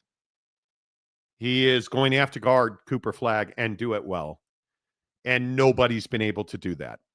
Nobody. And he's a 5-star. He's a freshman. He's 6'8". Good luck. Because I think they are simply better. And when you look at Duke that leads the ACC with 26 defensive rebounds a game, Cooper Flagg getting 6.2 of those. That's an awfully difficult thing to overcome. If you don't rebound well, how do you get out and score your 14 fast break points a game like Arizona had done in the Big 12? The answer is simply that you don't. Right. And I think you are just out talented in this game. I think that when you look at their matchup back in November, now this is a wildly different team. Arizona is a wildly different team than they were in November. It's not close, and I think it's probably not the best matchup, and it's probably not even a great comparison. But Duke did win that game 69-55. And when you look at some of the numbers, Cooper Flagg had 24 and 7 in that game. And it's scary. And I understand, like, Jaden Bradley had 18 in that game. Caleb Love was terrible in that game. Right. And he's been red hot in this tournament. But if we just look at some of the trends in this game, Carter Bryant played 20 minutes, scored 6 points. Now, thankfully, only had 2 fouls in that game. But it was never close, right? Now, is that the same Arizona team back in November that we watched dismantle Oregon the other day? In a game that we were watching, and a game where Arizona struggled to pull away from Oregon and gave up 83 points to Oregon. And Toby Awaka was really good in that game. I think that when you look at Jaden Bradley played better in that game. But again, Carter Bryant's a guy that has to give them more than anything. He has to give them more than he's given them on defense. Yes. He has to be an elite defender. You're going to need him to probably have between 8 and 10 rebounds and continue not to foul when he defends. But it goes without saying that Bradley, Love, Awaka, they're going to have to all score 15 points at a minimum. Yeah, and I think if you're Arizona, you're looking for Love to get it going early in the mid-range. You know, he really likes to operate around that free throw line area. You know, and if he's got that going, you know, that's really all you can ask for. Get him going, you know, get the offense into good sets. But too often in this tournament, teams are getting in trouble by having 5 seconds left on the clock, and they haven't done anything with that possession. Oh. And Duke tends to have that effect where they're able to keep up with you defensively. You can't get by them. You're not moving the ball well, you know, and you're just hoping that Love can go out and make a shot, let's say. And that formula is not going to get you a win tonight. Duke is very good. Yeah. And all we tend to talk about is that, it's Cooper Flagg. And I mean, Duke, they're just, it's their one guy, which is how they went 33-3. Right. Oh, Monty, they're just, I mean, they absolutely took Baylor apart at the joints, bro. And how did they do that? Well, they did that with incredibly balanced production. Tyrese Proctor, who I'm just going to say every day on this show. Yeah. That's an NBA player. Tyrese Proctor, you don't know his name in all likelihood. 25 points, 2 dimes, a board, 7 of 8 from 3, 25 points without going to the free throw line. I mean, they're legitimately it's ridiculous. Good. Con Knaple, you let that cat hit a couple threes in a row, you're never winning that game. And I think the point that is so interesting, they scored 89 points and only 20 of that came off the bench. Their starters are dominant. And they all play 20 minutes. They generally they all put out, all of them, after the game in the locker room and on the court. Right. Of course. I'm just telling you, man, Duke is really, really good. And you look at Mason Gillis giving him 6 points and 4 boards in 19 minutes. That's what you don't have across your rotation on most college basketball teams. A dominant starting 5 and then 3 guys who can come off and produce for you. Yes. Duke's got that all day. And I think that's why I think Duke wins this game going away. 100%. It's just a 10 to 13 point victory, in my opinion. It's really a bad matchup for Arizona. It's really a bad matchup. Sal Capone, tell me how ridiculous it is that Houston. Yes, I read that one already. My bad. If an Arkansas fan eats a pork chop, is that cannibalism? Why is it showing me everybody's comment twice? The stadium guy, James, I'm going for the upset, Arizona over Duke. And with James' track record of saying that every week that Oak State would finally break their unbeaten streak. That Oak State win over Utah, right? The just the massive upset, at your place. I mean, just incredible. Ollie Gordon Friesman. Yeah, Ollie's gonna pop off for 150. Chrissy Shannon. Arizona being Duke and Newark would be something else. That's the other thing. This game's in Newark. Yeah. It's a long flight. Duke without Flag was still good enough to beat the ACC. What? They were. But the other thing you got to remember, nobody travels like Arizona basketball travels. Arizona fans travel. So, Delaric, Duke 86-67, unfortunately. Oh, I want Duke versus Houston in the Natty Championship game. That's what I want. Somebody should probably tell Florida about that. Brady Cook. I see BYU winning it if they don't turn the ball over too much. And if they rebound and defend, well, if not, then I don't see them winning. So let me get this right. They got to shoot the lights out. They got to rebound really well, and they got to defend really well. Two of those three things they don't do consistently. Yeah, but other than that, just play the whole game better than Alabama, and they'll win the game. BT Raider. Is this the order most likely to win it all of the Big 12? Houston, Tech, Zona, BYU? I think it is. No, I think you need to flip that. Zona, BYU. Zona against Duke is just not. I don't see any way that Arizona beats Duke. Yeah. I would agree with that. I think BYU has a better chance to beat Alabama because the ghost of the JIMMER lives on that team. One more flipping person brings up Jimmer. I will. I understand it. Anyway. The Hawaiian golfer, Caleb Love, will have to channel Davidson Steph Curry to win tonight. It's not his style. It's not. UW fan Jim, I watched Duke versus Baylor. I was stunned by how dominant the Blue Devils were. Yep. You're not getting by him, dude. I'm telling you, they're deep, and they're good. Yes. They're deep. They're long and deep too. Let's move on. All right. Does anybody want to talk Florida dominating Maryland? Or? Nope. That game's over already. I don't even think they're going to play it. I think Maryland forfeited already. Derek Queen be damned.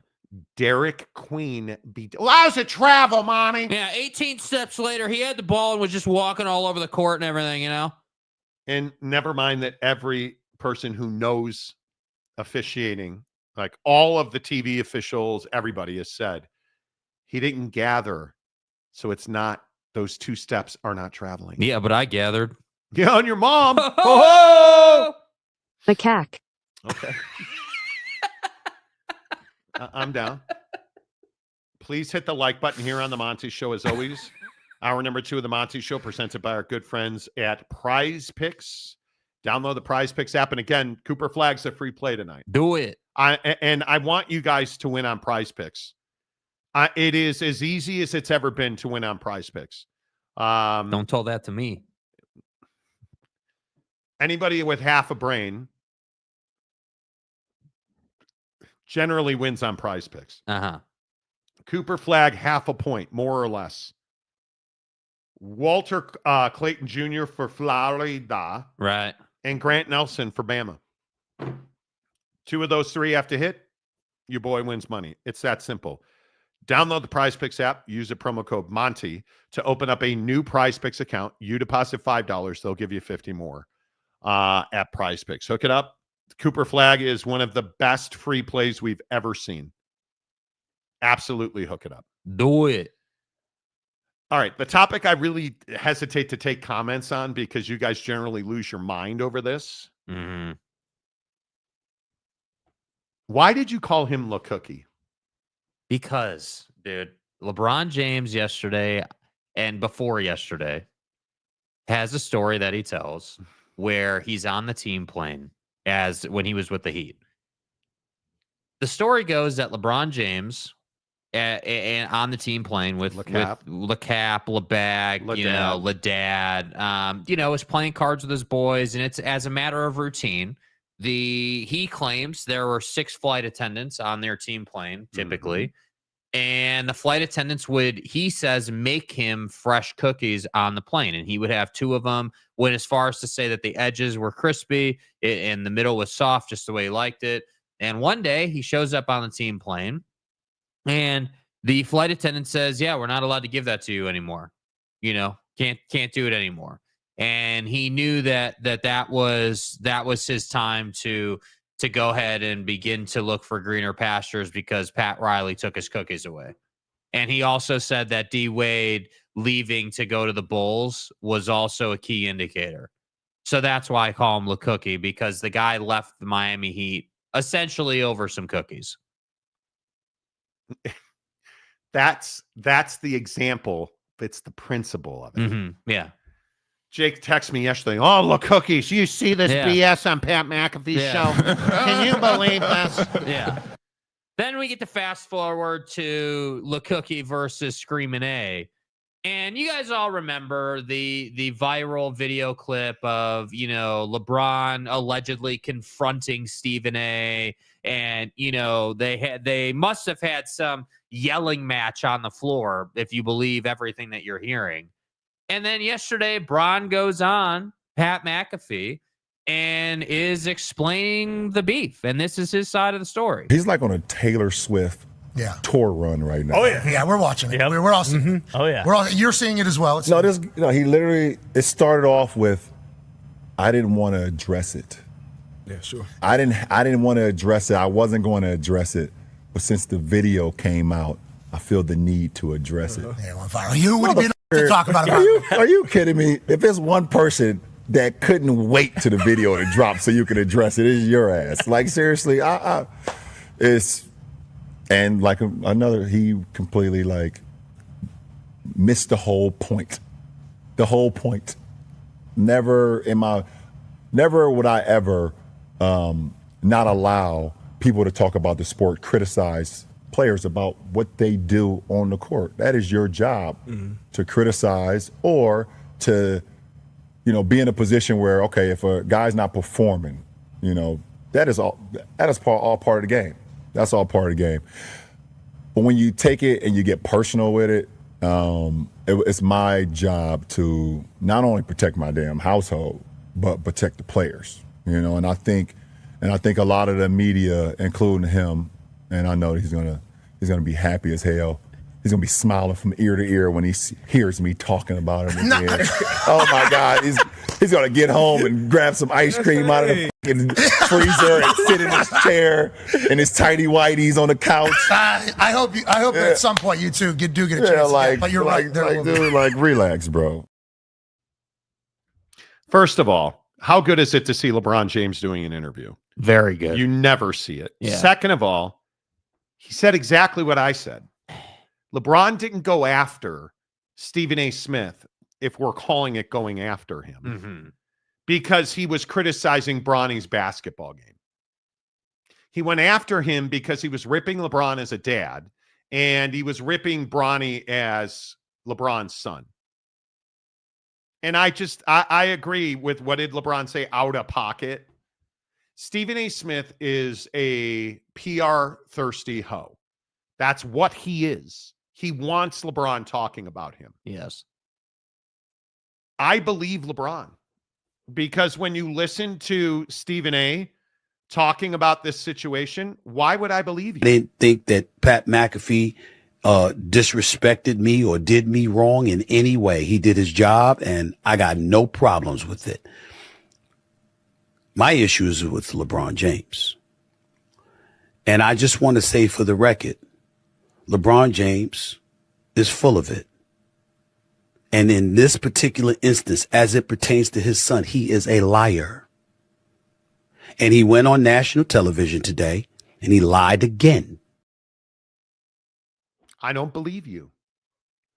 LeBron James would never have talked about this if you hadn't run to your TV show the next morning in glee. And I think we talked about this. Stephen A. could not wait to get on ESPN and talk about the fact that LeBron James called him out on the sideline face to face. I agree with that.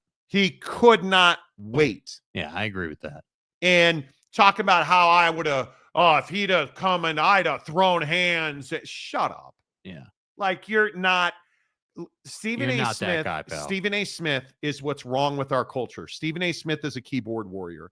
Stephen A. Smith is a guy that hides behind his TV show. And then when LeBron walks up to him on the baseline and never physically threatened him and just goes all in. And then you listen to Stephen A. Like, why are you defending Brian Windhorst? When LeBron talked about the media weeks ago, what does he do now? He comes on Pat McAfee Show to get again today and listen to what he had to say. Listen closely. Check it out. See a lot of shit too. Like I seen Brian Windhorst on one of these shows not too long ago. Like Wendy. Yeah, you played with Ross. Wendy, you guys played together in high school. Yeah, right? He was on your high school. This guy was like, says he's like my best friend. These guys are just weird. I have worked with Brian Windhorst for years. Never once did he say that LeBron was a best friend. A matter of fact, years earlier, it was LeBron who sat in front of the microphones and said, probably nobody knows me better than Brian Windhorst, who's been covering me since I was in junior high school. But that's how he talked about him. Brian Windhorst is an exceptional commentator. The truth is that Brian Windhorst is not somebody that's widely respected. Most people look at Brian Windhorst inside and outside of ESPN as a guy who only has his job because he covered LeBron James in junior high school. And LeBron did, in fact, say, nobody knows me better as a basketball player than Brian Windhorst because he's covered me since junior high. But Brian Windhorst also has a reputation for, I've covered LeBron since junior high. I know LeBron personally. Stephen A. Smith is picking a fight he cannot win. Mm-hmm. You're not going to beat LeBron James. And frankly, Stephen A. made the bet that he's lying in. Stephen A. is one of those guys who loves to run his mouth and loves to pop off and and then when he gets called on it, he immediately turns into the victim. Oh, LeBron's a liar. Why would I believe Stephen A. Smith? Mm-hmm. Why? Has it struck you yet that LeBron went on Pat McAfee's show to talk about this? Do you understand why that's significant? Because Pat McAfee's show is essentially a thumb in the eye at ESPN. Why didn't he go on SportsCenter? Why didn't he go on any of the other number of shows? One, because Stephen A. Smith and Pat McAfee allegedly don't like each other. Because who gets more attention at ESPN than Stephen A. Smith in the talking head realm? One guy, Pat McAfee. And I agree. I've talked about it on the show. Most of the people inside ESPN don't like Pat McAfee. Right. They don't like that Shams replaced Woj. Why don't they like that Shams replaced Woj? Because Shams was going on Pat McAfee's show and Woj was not. And Woj wouldn't go on Pat's show. But it's not an accident that LeBron James went on Pat's show. That was planned. It was tactical because LeBron can say whatever he wants. Pat McAfee lives in some other universe 24/7 who knows nothing about basketball. He's not going to ask questions, but what does he know about? Stephen A. Smith and LeBron James are warring. It happened on ESPN. I'm going to put him on my show. And I'd be very curious. Did LeBron ask to go on Pat's show or did Pat ask LeBron to come on his show? Yeah, I would guess that LeBron reached out.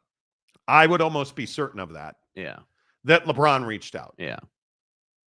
Because that is a thumb in the eye to Brian Windhorst, who you never see on Pat's show. That is a thumb in the eye at Stephen A. Smith, who you'll never see on Pat's show. So we can sit here and we can play this game, but the bottom line for me is I don't believe Stephen A. Smith as far as I can throw him. Yeah, and I don't think anyone should believe what he's saying or take what he's saying as fact. I think that, one of the things that I think you've kind of alluded to is I don't know that Stephen A. is trying to win this fight per se. I think that Stephen A. is winning just in what he's doing because he's in a fight with Bron. Like that's his job. You know, before JJ Redick became, you know, the head coach of the Lakers, Bron and JJ had the podcast together, and you know, a lot of people jokingly speculated that, you know, JJ was going to be the next head coach of the Lakers. And then all of a sudden that happened, and JJ rolled out a term that is now infamous, which is the engagement farming system or industry. And that's exactly what Stephen A is doing here. He is farming for attention. That's what he's doing. ESPN loves it. Yeah. And I think that again, I'm not saying Stephen A is a great guy. I'm not saying Stephen A is factually correct, but what I am saying is Stephen A is very good at garnering attention when he sees an opportunity. And he could have, because I agree, he could have easily not, you know, like he could have not blown this up, but he did. And, you know, I think one of the things that, you know, on the LeBron side of the conversation that I don't love is I don't love the expectation that Bron seemingly has that people aren't going to talk about the fact that Bronny is his kid and Bronny is where he is because he's your kid. Like, that is a dynamic. Like there, but listen, like, I will continue to say this. Bronny is on the Lakers because he's LeBron's son. Bronny is not in the NBA because he's LeBron's son. That's just not accurate. LeBron James, and I mean, this is probably a moot conversation. I mean, it's LeBron James. His DNA has made basketball players. Uh-huh. Bronny is legitimately talented. Would he have been drafted? Probably not. Not with his medical history. Would he have been an undrafted free agent? Probably. Yeah. I don't even disagree with that. They took him second to last in the draft. It's not like somebody lost a job over it. My opinion on Bronny is he would have been an undrafted free agent and a G League player right now. We would have never seen him. He's a G League player right now. No. But my point is we wouldn't have ever seen him. He would not have seen an NBA floor yet, in my opinion. I don't disagree with that. I would agree. He would be someone that's developing his game, just like every other guy who takes that path. But the thing that I think people don't want to talk about is LeBron James is not why Bronny James is good. Bronny James is dominating in the G League. Mm-hmm. And it's because Bronny James has a motor. He has a work ethic. He is working really hard. And is he getting opportunities to play in the NBA because of LeBron? Yes. Is somebody losing a job because Bronny's playing in the NBA? No. It's why we have two-way contracts. Right. That's not accurate, right? The LeBron is not upset that people are saying Bronny's not good enough to play in the NBA.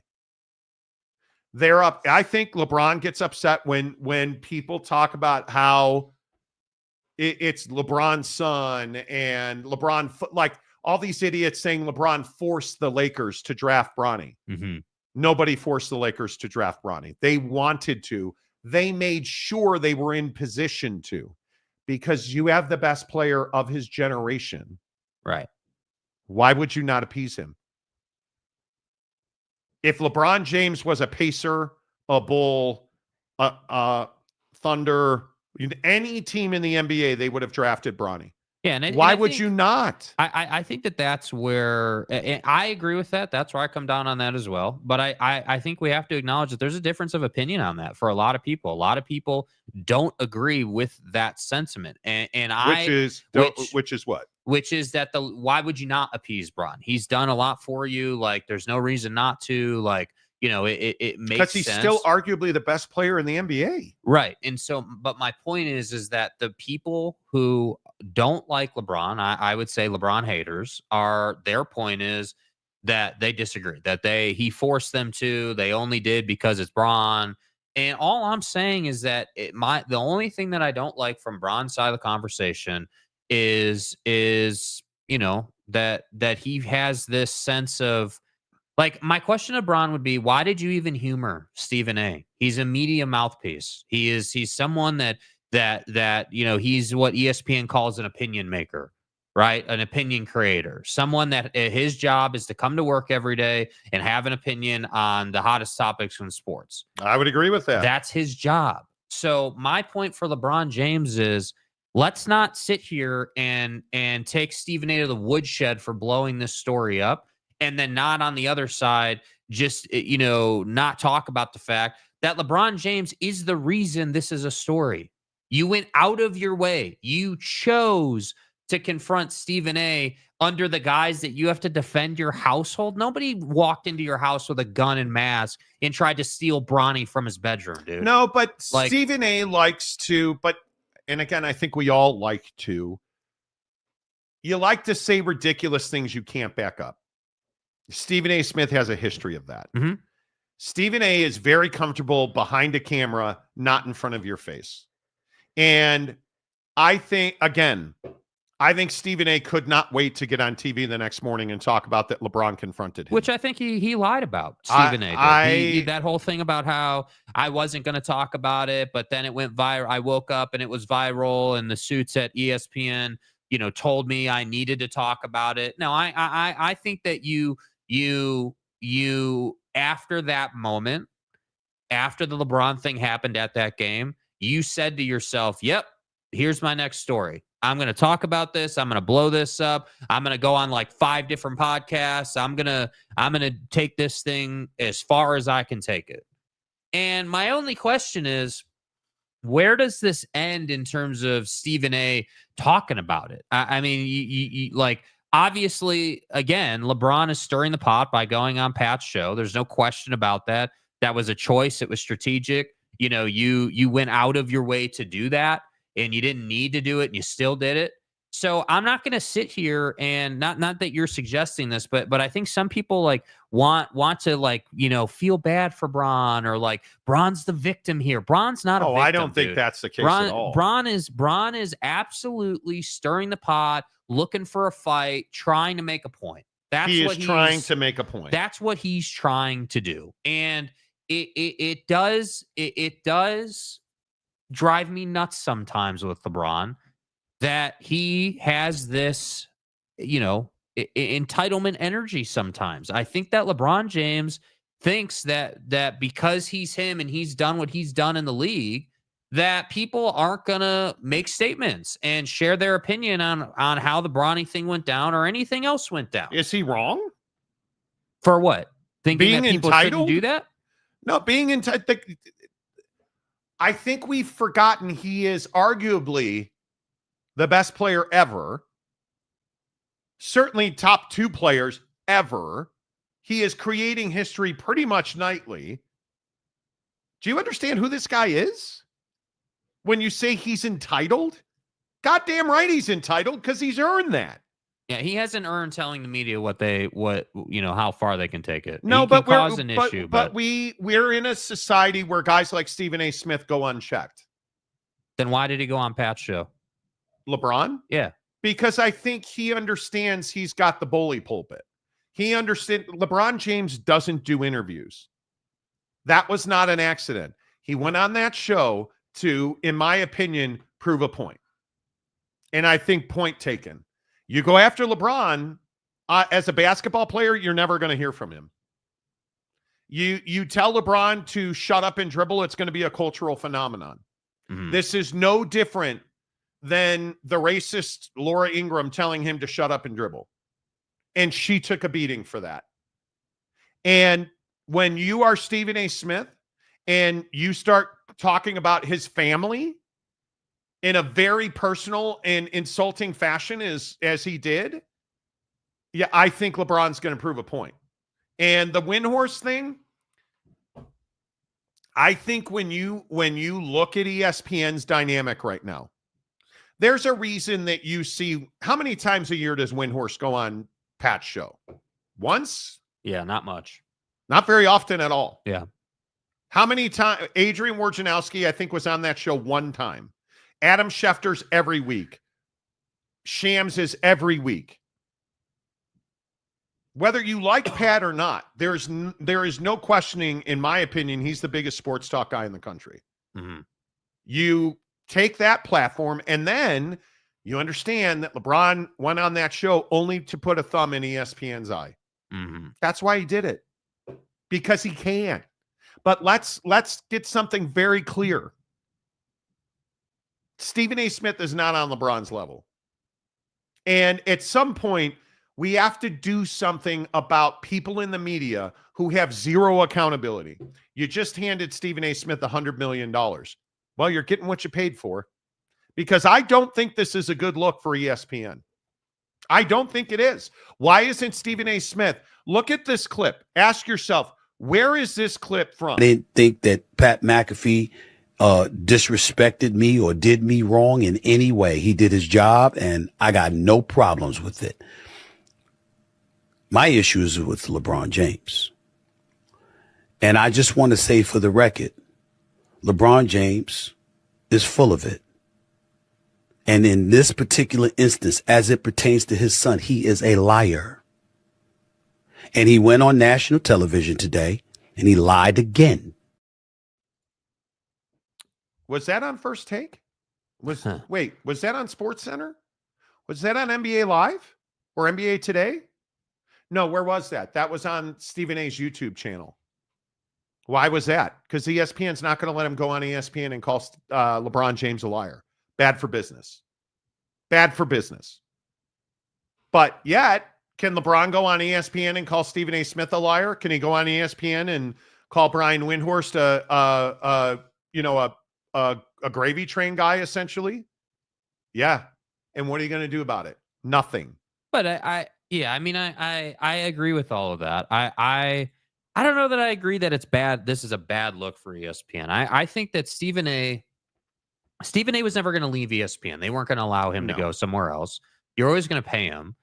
And I kind of feel like this is who Stephen A. has been over the years. I mean, this is a guy who is always, yelling. And I mean, this is his personality. This is not going to be like, it's not his first time and it won't be his last time getting into some kind of spat with somebody. And so I think that ESPN is really, like, for everything they're not good at, they're really good at understanding, hey, we've got some drama happening. Is this good or is this bad for the network? Is this like a bad look for us, or do we like this? Do we enjoy this? Do you really think do you think Jimmy Pitaro is happy that LeBron went on Pat McAfee's show? I mean, it's certainly not bad for ESPN. Okay, let me ask you. Do you think Jimmy Pitaro is happy that LeBron is on ESPN? Doing a sit-down interview, which he never does. Right. Can't tell you the last time he did it. Do you think Jimmy Pitaro, the boss at ESPN, is happy that LeBron's on ESPN doing a sit-down interview? Oh, he's thrilled. He is thrilled. Think he's happy it's on Pat McAfee's show? Probably not. I'm going to say it's not. Do you think he would have liked LeBron James to go on First Take and have it out with Stephen A. Smith? He would have loved that. Yeah. That was never going to happen. Because LeBron went into an environment where he could control it. He went into an environment where he was the boss. Pat McAfee's never going to check anybody. When's the last time Pat McAfee checked anybody? Yeah. When's the last time he checked Aaron Rodgers? And that's part of, like, for me anyway, when I look at this situation, I think, and this is lost on a lot of people because I think people forget all the things that Pat's gone through at ESPN. We're such a, hey, what happened 5 minutes ago society that we don't remember all the drama. I feel like people just forget. But I it's the hypocrisy in being pissed off at Stephen A. only to do an interview with a guy like Pat McAfee is hilarious to me. It is. And I think that I'll give Bron a lot of credit, man. Understanding that people are not going to talk about that hypocrisy if you go on Pat's show. They're going to talk about what you said and what Stephen A. said. And that's really smart. He recognizes that. And he deserves a lot of credit for that. But he also recognizes he's not going to be called on the carpet for anything. Yeah. Completely. Nobody. Completely. And this is, again, I tell you, when we talk about, Monty, sports talk radio is dead. Why is that? Because I'm telling you now, and this is Ryan Smith, the owner of the Utah Jazz. Why won't he come on this show? Because he's going to be asked questions.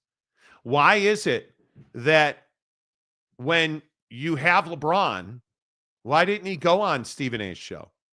Well, he didn't go on Stephen A's show because Stephen A is going to sit there and call him a liar to his face.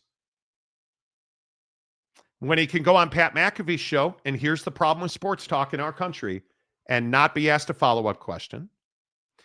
He's not going to be asked about any of the systematic issues that he has not participated in, whether it's riding a bike at the back of a BLM parade, march, whatever you want to call it, not being out front and vocal on societal issues.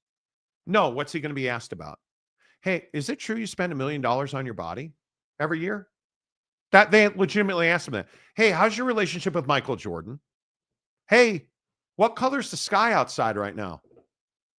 Pat McAfee doesn't know anything about basketball. That's a football, and really what it is an NFL show. That's what it is. There's no journalism happening. No. There's no journalism happening. It's a bro show. There's no question. And because it's hard. So half the reason that we don't put guests like Brian Windhorst on our show, because you don't know, you can't trust him anymore. You can't trust him anymore. Yeah. So to wrap this all up, my point is this is bad for sports talk and people don't even realize it. This is ideal for ESPN, in my opinion. Yeah. It would have been great if you could have had a sit down on SportsCenter. If LeBron, I think if Jimmy Pitaro, the boss at ESPN, had his way, LeBron would have sat down with Scott Van Pelt on Scott Van Pelt's SportsCenter. Yeah, I was gonna say, isn't Scott? I could be wrong about this, but isn't Scott Van Pelt the one that did like the decision with Bron before he went to Miami? No. Who was Jim that? Gray? It was Jim Gray. It was Jim Gray, and it was terrible. I was on the air for that. It was awful. Scott Van Pelt is their best, in my opinion, is their best product. Right. Scott Van Pelt's SportsCenter is their best product. Mm-hmm. Period. End of story. There is nothing of value talking headwise outside of Scott Van Pelt. There just isn't. Anyway. All right, let's get your comments. Probably too much of me now. Danny Kiger, is 2 shakes the over-under on pizza delivery times on Prize Picks? You getting pizza tonight, Jake? No, probably not, but... Yeah, well, now you brought it up. I might have to. You brought it up. I mean, Well, I might have to. Definitely watching hoop tonight. LeBron versation. Okay. Yeah. Okay. Stephen A. loves Stephen A. T. Lawrence, I completely disagree with you casuals on LeBron versus Stephen A. I'm not a big fan of Stephen A., but he's correct. LeBron demanded Bronny be drafted by the Lakers. No, he didn't. I guarantee you no conversation ever happened where LeBron said, you draft Bronny or else. You know why? Because you wouldn't have to ask for that. You would never have had to go to Jeannie Buss and said, draft him or else. Yeah, I think it lacks. If you think that LeBron demanded they draft Bronny James or he had to do that, I think you're forgetting about the fact that this was a conversation in the bubble, dude. Like, people were talking about, hey, Bronny's coming up. You guys remember the coverage? Hey, how long is Bron going to play? Is Bron and Bronny going to be able to play together? Like, how's that all going to work out? Like, this has been a thing, man. That, like, the Lakers knew as soon as LeBron stayed with them and signed an extension and did all that, that the Bronny thing was going to be something they would just do for him. I like, that's just what it is. Do you guys not understand that drafting Bronny James made them money? Do you understand that moment was a big moment? Do you understand that people buy his South Bay Lakers jersey? People pay to go to his games to see him in the G League. People buy his Lakers. Like, do you understand that? Like, that made do you understand the marketing dollars they made just on that first moment where LeBron and Bronny were on the floor together? I'm maybe you don't, and maybe I'm making too much out of it. Do you guys understand the money the Lakers have made on having Bronny and LeBron make history? No father and son have ever played on the same NBA roster until Bronny and LeBron played on the same roster, on the same floor, at the same time. What was that, opening night for the Lakers? Lakers uniform, bro. Do you understand that makes them money? There will be pictures hung in hallways of that moment. There's no gun to somebody's head saying draft Bronny or else. That doesn't happen. And with all due respect, T. Lawrence, it tells me you don't know the inner workings of those situations and those dynamics. They never had that conversation. It did not happen. Chrissy, Bronny made the Lakers $50 million in jersey sales compared with $7 million on his contract. Yeah. He's made them far more than they've ever paid him. Boyd Lake, it's like that saying about never wrestling in the mud with a pig. You'll get money and the pig just loves it. Stephen A just loves rolling around in the mud. That's my point. Like I still, there's a part of me that still is struggling to understand, like, Bron, did you really have to do this, man? I would agree he lowered himself. I don't, like, I understand the point, but like, I can't, I'm not 100% sold on confronting Stephen A. Smith. Like I would agree with that. I feel like he lowered himself a little bit. Yeah, I almost want to say like honestly, dude, did you think that there wasn't going to be hot takes and ridiculous things said about you and Bronny and the dynamic and the inner workings behind the scenes and what Bronny could have been versus what he is because you're Bron and you've done what you've done? Like I just think that's part of it. Like, it's not all, sunshine and flowers and apple pies when you're the best of your generation and your people regard you as potentially the best player the league's ever been seen. With apple pie. Yeah. Like, it's not all great. There's 1,000 people watching the show right now. Has anybody ever heard sunshine and apple pie? I don't, you mean, I'm just ball breaking you. Yeah, I mean, I love it. Okay, I'll move on because Brandon Butler. End of the day, both Bron and Screaming A are good at using the media to stay in the spotlight. And I also think that's part of the conversation. Bron is not just going to get a free pass for like if you're sitting here saying that Bron is not guilty of taking advantage of the media sometime, you're out of your damn mind. LeBron James knows how to use the media. But why is that a bad thing? Because it's hypocrisy. You're ripping Stephen A. You're confronting Stephen A. in person, and you've done similar things in your career. I guess we just disagree on this. I think LeBron is. You don't like Stephen A., and that's fine. I don't dislike Stephen A. He's not on my radar. Right, but that's not the point. We're not talking about if he's relevant. We're talking about if LeBron James is correct for handling this the way he has. LeBron James is responsible for where this has gone to. This never would have happened if LeBron would have stayed his ass in the huddle and just focused on doing his thing, which he does 99.9% of the time. And I just don't think he did anything wrong going up to Stephen A. Didn't threaten him, everybody tried to say he threatened it. He never physically threatened him. What good is having all of the leverage LeBron has with the media if you never use it? What good is it? It's no good at all. And I think in today's social media world where we live, I have no problem with what I don't love LeBron James. He's not my slice of NBA guy, but I understand, and maybe it's just because of my experience. I've covered some really big athletes. Shaq and Kobe among them. LeBron James is very careful with his brand. And I think this has not hurt him one iota. I think it makes Stephen A. Smith look small. I think this is a bad look for Stephen A. If he doesn't go on First Take today, not that I'll see it, but if he doesn't go on First Take today and call LeBron James a liar, he's a complete fraud. You're happy to go on your own little YouTube show and call him a liar, but you get the bully pulpit at ESPN and you're not going to call him a liar?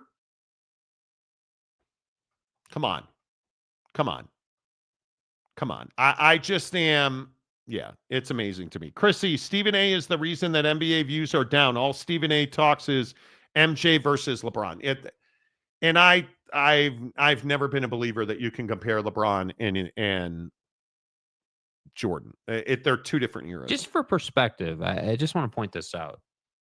Like, it's not like Pat's got 500 million followers on YouTube. We understand this, right? Pat's YouTube channel, the Pat McAfee Show YouTube channel, has 2.8 million followers on YouTube, subscribers.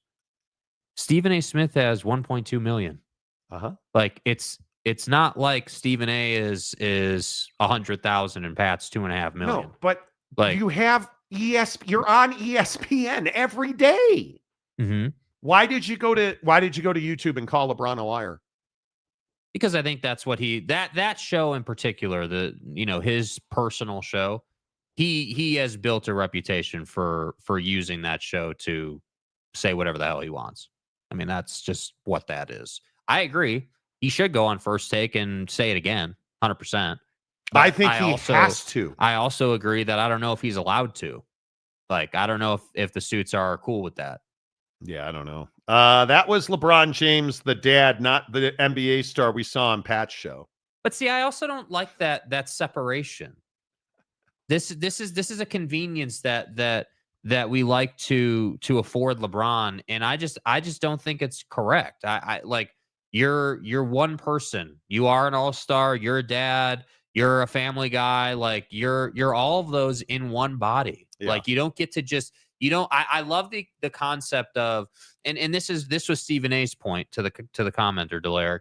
Obviously a reference to Stephen A saying, "Well, that was a dad talking to me, not an NBA." Well, no, actually, it is a dad and the best player or one of the best players in the league still talking to you. Like it's one and the same. Like it's not a separation. Never been a LeBron hater. Appreciate the things he's done for the city of Cleveland. I remember when Stephen A came out on Around the Horn. He was a big mouth then. He's a big mouth now, but he is a remarkably influential talent. Yeah. Rock and Rant. Stephen Avalon versus LeBron James is a victimless crime. Pretty much. Stephen A tried to use the incident to get publicity for his political career and failed. I don't think he ever was running for president. I don't. He was on Gil Arenas talking about what he did for black culture and try to spin this LeBron incident. He was. And that's my point. Yeah. He's been everywhere but ESPN calling LeBron a liar. Mm-hmm. Yeah. He's called LeBron a liar everywhere but so that's my point. I don't know if he's being a coward about it or if he's not allowed to. Like, yeah, Brandon Butler makes a great point, though. Republicans buy sneakers, too. My suspicion is if ESPN cut him loose on First Take, he'd have no problem calling LeBron James a liar. Yeah. And Donuts, instead of reporting news, Stephen A. Smith inserts himself. That's where he crosses the line. Plus, he's been on political news shows. His head has expanded exponentially. Right, but his job isn't to report news. He's not a journalist. Understand it, dude. He's not a journalist. He's an opinion maker. He used to be a journalist at the Inquirer. He is not anymore.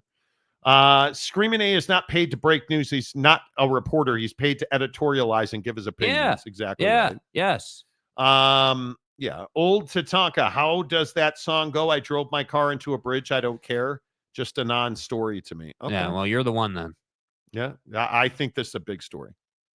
I think a lot of people care about this story, in my opinion. But,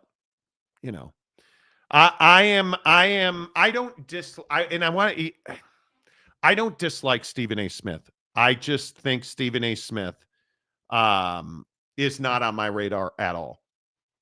He does not impact me on a daily basis. It's only when things like this happen where he impacts me. This has been a rough week. Did you guys, for ESPN, did you guys hear what Holly Rowe said? Dude. Holly Rowe is taking some huge heat for what she said about Juju at SC. This whole thing, maybe this is much ado about nothing, but this comment to me reeks. Well, you said she's your favorite player's favorite player. Actually, LeBron is her biggest fan. He has said that she is his favorite player right now. JJ Redick has talked about her in Lakers press conferences. I mean, she is cultural. She is a cultural icon here in LA. And I was at a game here last year, and I thought I was at the BET Awards. It was like every star in that community. We've seen so many people here. They just want to get a glimpse of her, and they are buying into her as their hometown hero. Can you say that? Yeah, I don't think you can say that, dude. Did you find that offensive? It's not offensive. I mean, I'm not offended by it. I just know the line. Like, right? Like, as someone who does the show, I would never, or does a show and, has these conversations and, just works through things. Like, I would never say, no. I would never say that. I would never say, like, because the inference is you only saw those people. Like, you made the inference about the BET Awards because this was like a reference to the black community. That was that Juju Watkins, the star at USC who tore up her knee the other night, is only relevant in the black community. Yeah, which is not true. And if you listen to the bite again, Holly Rowe, she has taken huge heat over this. I don't know what she meant, but I think that's the issue. Is she said something? She should clearly not have mentioned the BET Award. Well, you said she's your favorite player's favorite player. Actually, LeBron is her biggest fan. He has said that she is his favorite player right now. JJ Redick has talked about her in Lakers press conferences. I mean, she is cultural. She is a cultural icon here in LA. And I was at a game here last year, and I thought I was at the BET Awards. It was like every star in that community. We've seen so many people here. They just want to get a glimpse of her, and they are buying into her as their hometown hero. Yeah, I think what she was trying to do. Why would you say that? So it needs to be said. I don't think that Holly Rowe is racist or some horrible person. I think what Holly was trying to do was trying to say, hey, like all these huge stars are showing up and Juju's making an impact in Southern California, and like she's the leader of this team, and she's just an incredible, personality in the Southern California sports world and is only growing. But you made the BET Awards reference, and that killed what you were trying to do. And I think she needs to apologize for it. I do. And then I think you got to move on. She should have said Hollywood.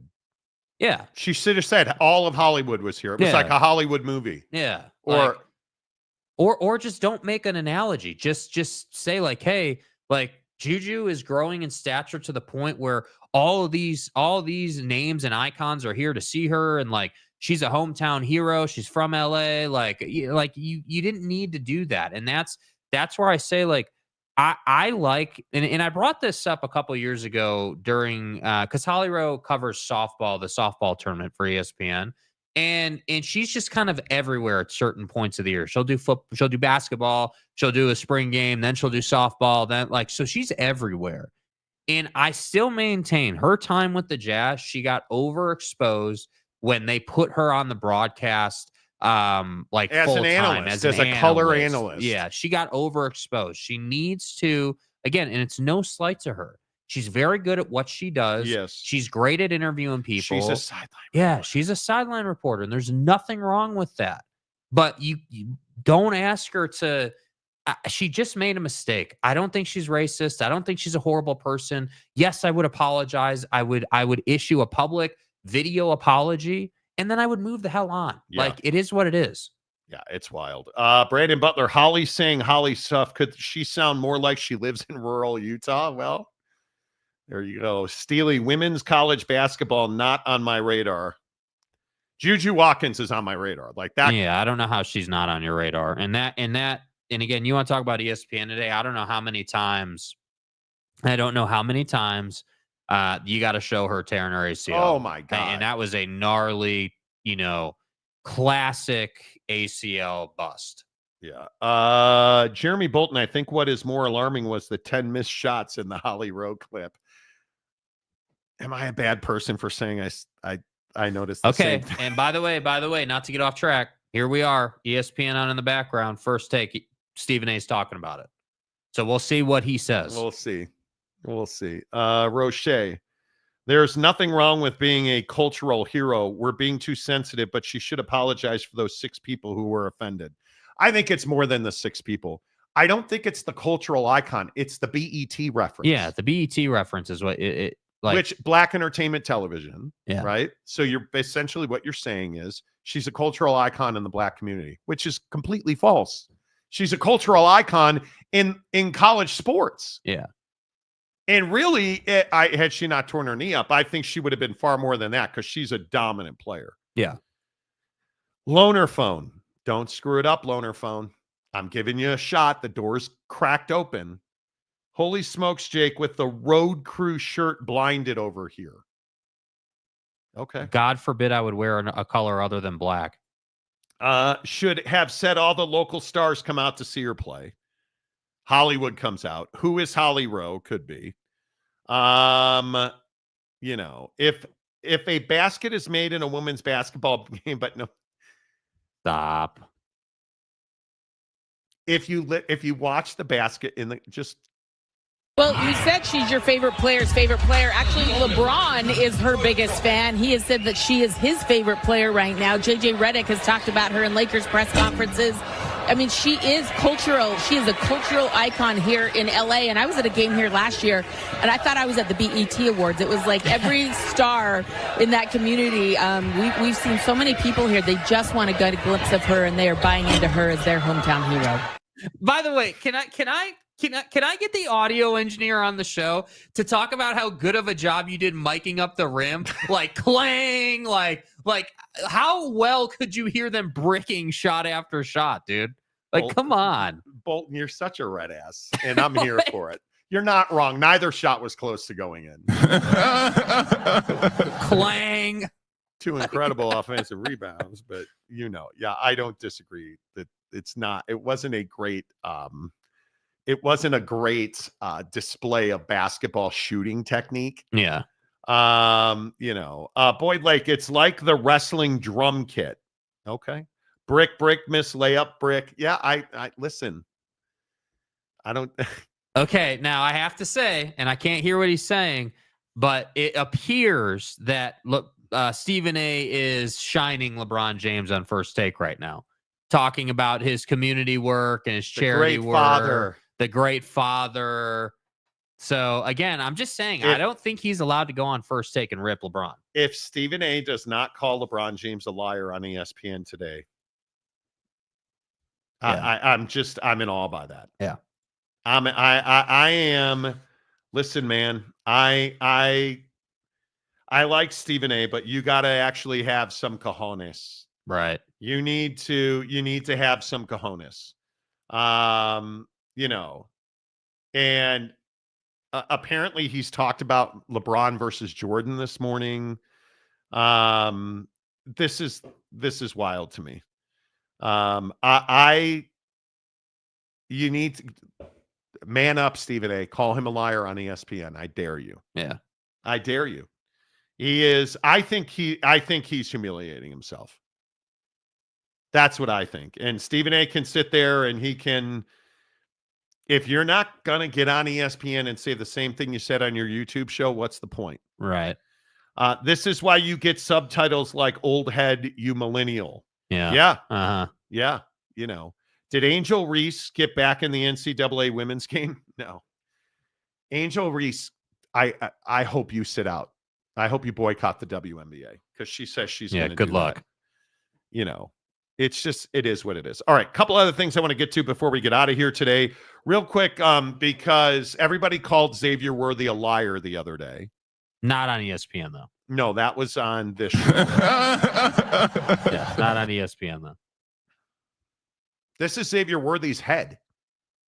This is allegedly evidence that his ex-fiance ripped dreadlocks off his head.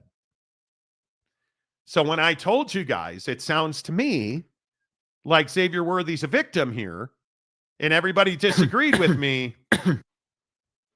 And what is this? Oh, look, this is Xavier Worthy providing photographic evidence that his former fiance destroyed his home. First of all, nice ass JBL speaker, I must say. That speaker's sweet. It is. Tore up his home. Yeah. You'll remember the story that Xavier Worthy's girlfriend accused him of domestic violence. No charges were filed almost immediately. Authorities said, we are not going to pursue this case. Not going to pursue this case. Right. Which is almost unheard of. Right? So Xavier Worthy says, hey, she ripped dreadlocks off my head. She destroyed my home. And now he's suing this woman. And Worthy filed suit on Monday against Tia Jones in Williamson County, Texas court, where the two lived and where Worthy played college football at Texas. Worthy was arrested this month after Jones accused him of assaulting her, but the district attorney declined to file charges in that case after speaking with multiple witnesses. In the lawsuit, Worthy alleges that Jones fabricated the allegations of abuse and that she became enraged after he asked her to move out of the home they were living in. He says in the lawsuit that Jones assaulted him, ripping out his hair and destroyed his game room. He has evidence she ripped out his hair, and here's his game room. Yeah. Now, could Xavier Worthy have destroyed his own game room? Is it possible he ripped out his own hair? Sure. Do I believe that's what happened? No, I think this woman, in my opinion, did this. Yeah. She's looking pretty good for it.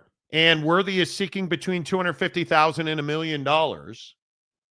He also alleges that while he was in jail, Jones stole a handgun, $30,000 in cash, jewelry, and a Rolls Royce, amongst other belongings. An attorney for Jones said Monday she had not seen the lawsuit and declined to comment. Worthy was, I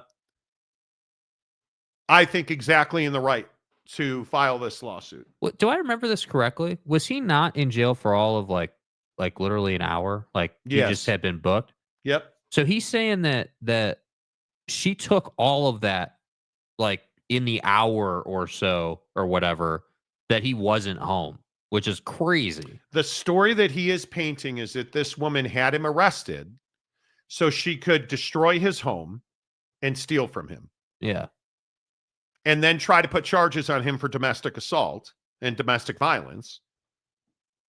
And here's the problem. Xavier Worthy's responsible for this situation. You are who you roll with. Mm-hmm. You are defined by the people you surround yourself with. You surrounded yourself with a woman who allegedly ripped your hair out, destroyed your home, and stole from you. You have to bear some responsibility for that. But this woman is responsible for allegedly being violent and trying to destroy his good name. And I agree with Xavier Worthy. That's going to cost you money. Yeah. And I hope he goes after her. And I hope curious if she could afford that, to pay that. Yeah. And I am very interested. Yeah. He was arrested on a Friday, and by the end of business Saturday, the case was listed as dismissed, declined. And she took advantage of him being in jail for a very small window to go and wreak havoc in his life. Yeah, it's tough. I side with Xavier Worthy here. I believe that domestic violence is inexcusable in any way, shape, or form. But when I say domestic violence, most people default to man versus woman. It is also, in this case, as a great example, woman versus man. And when a woman assaults a man, we look at it as, oh, well, no, oh, wells. She should be prosecuted for domestic violence. She should be held responsible for pulling his hair out, destroying his home, allegedly stealing $30,000 in cash and a Rolls Royce. She should be held responsible for that. I'm curious, just Will thinking she? about this. Probably not. I'm curious how Xavier, feels about all this. It when you have money, right? Like when you got the kind of money he's got, as an NFL player, are you like, really pissed that your roles got taken? Or is it like, hey, that's just a car, we need to get it replaced? Like, I'm curious. I don't know Xavier Worthy as a dude, so I'm just curious. Some guys don't care as much. It's just like stuff to them. But when you file a lawsuit, yeah, you're going all in. Yeah. You're going all in. I agree he's going after, as he should. I don't blame him for that at all. There is no way, in my opinion, there is no way that you can just say, oh, yeah, it's a Rolls. I can get another one. Let's move on. Yeah. She allegedly ripped his hair out, destroyed a gaming room, stole money from him, stole a car from him because he wanted to break up with her. Yeah. That's the essence of domestic violence. And I hope she's prosecuted for it. Yeah. Taylor Smith. Oh, tell me you're a long timer. Jake, when the whole situation went down with your ex over COVID, did she destroy your gaming setup? No, thankfully. She took stuff off the wall and threw it around the house and, held your shoes hostage. Yeah. But, which is fine. Totally agree. No oh wells. No oh wells. No well monies. No oh wells. Taylor says when women cause domestic violence, it's always the gaming setup. There are things that men love first. Oh, they always go after the most expensive stuff. There's no doubt. I mean, but again, it's I think that there are levels to it, and this for Xavier Worthy, this is clearly pretty up there. And again, I think yes, Brandon Butler, exactly right. You took the words out of my mouth. When domestic violence comes up, it's the man's fault. When child support comes up, it's the man's fault. Right. When it's divorce court, it's the man's fault. We do not get the benefit of the doubt in those situations. No. And so when a guy like Xavier Worthy allegedly has his hair ripped out and his home destroyed and his rolls stolen and $30,000 in cash yanked. Yeah. What are we going to do about it? I don't know is the answer. I hope something. Maybe Xavier should have broken up with her via text. Well. But I think this is, again, I talk about this a lot, and I hope you take me seriously. Talk to your sons and daughters about this. If you are a father of a son, talk to him about the Xavier Worthy situation. Talk to him about the Michigan situation. The Matt Weiss situation. These are real world scenarios that me and you necessarily, if you're like me, what am I, Gen X? If you're like me, you didn't have to go through this stuff because we didn't have social media. But now if you're a 15-year-old kid, you have a lot of challenges ahead of you that we've never faced. Educate your kids on real life scenarios. And I'm telling you, they'll be better for it. Yeah. There is only one men's domestic violence center in the county where there is literally one in every major city in the U.S. Well, there you go. Yes, please hit the like button. Brandon, excellent points. I agree with that. I just it's a bad situation all the way around, such as in like eating Subway sandwiches, which I don't think anybody on this show, right? We've sworn a creed. Yeah. That we don't eat at Subway. Yeah, does anybody still eat at Subway? Like, honestly. I'm a Jersey Mike's guy. Yeah. And now, thankfully, Jersey Mike's has replaced Subway as the official fast food partner of the NFL. First of all, do you guys view Jersey Mike's as fast food? I don't necessarily view it as fast food. Again, it's this fast casual conversation. But I don't also believe that anybody willingly eats at Subway because, frankly, Jersey Mike's is a far better product, right? You can get their Big Kahuna cheesesteak, amazing. So good, dude. Their club subs, amazing. Their bread's better. Their chips are better. Their cookies are better. Hundo P. Yeah. When you're going out for a sandwich, would you ever consider Subway? No, I would not. And I did a ton in college when I did one semester of college and hated every day of it, but was still there. I had Subway. There was a Subway on campus that I used to eat at all the time. And, it's just like when we were living in Phoenix, there was we drove by Subway every day and never ate at it. And, I agree. I just think Jersey Mike's is better, man. I like it more. I like the Mike's Way setup, no oil. I like the seasonings. Like I just like it more. It used to be that Subway was known for their meatball and like that, the meatball sub, and that was kind of their go-to, and then all jokes aside, the Jared thing happened. And since then, Subway's really fallen off. Jesus, Jared Fogle. Yeah. And God damn. Who are you, Matt Weiss? Yeah. And then they tried to reboot it and brought on Steph and Shaq and a bunch of big names to kind of change their image. And, honestly, it just hasn't made a difference for me. No, I would agree. All right. Where are you guys at on this? Taylor Smith, when I was dating someone in my early 20s, my ex destroyed my bathroom. Ripped off the towel rod in the toilet seat. Why the bathroom? Couldn't really tell you. Where are we at in society today? Choose your women wisely, man. Jersey Mike's, baby. All day. I'm a Firehouse Subs guy. I think I've only had Firehouse Subs once, and it was pretty good. Yeah. Do you guys remember Quiznos? Yes. Oh, we had, Chiba Hut. Oh, over Chiba the Hut. weekend Chiba Hut's so elite. good. So good. In Arizona. If you're an Arizonan, go to Chiba Hut. Capazzo, whoa, we draw the line at Subway. Jersey Mike's is opening a new shop in Hurricane. Yes. Yes, they are. Not Hurricane. Yeah. For those of you not in Utah, not a Utah, it's hurricane. With all due respect. You know, that's why we name our sons Trayson. That's why we name our lake Ochre Lake. It's not spelled that way. Sub shop. Capriati's. Yeah. I'm a huge Capriati's fan. Jimmy John's? No. I went to Jimmy John's 2 weeks ago. You know what the issue with Jimmy John's is, dude? It's just so simple. It's so basic. It's like, you know, classic white bread and like 2 ingredients. I'm not here for that, dude. I want my herb bread, my rosemary Parmesan herb bread. Why are we not doing sourdough anymore at sub shops? Yeah. Can anybody explain that to me? Why are we not doing sourdough at every breakfast joint? We went to a breakfast joint while we were in Phoenix who didn't offer sourdough. It was white bread or wheat bread. That's it. Where are we at in society? What the hell are we doing as a breakfast joint not offering sourdough? Where are we at in society today? Mayor McCluskey. Wait, wasn't Jake's nickname in high school Fast Casual? I believe it was. I believe it was. Jersey Mike's is the Benihana of sandwich shops. Benihana is amazing. Capazzo, Jimmy John's when money is tight. Jersey Mike's is my preferred when I can afford it. Amen. Yeah. That's right. Togo's. Yeah. Oh my Yeah, God. Togo's is cash too.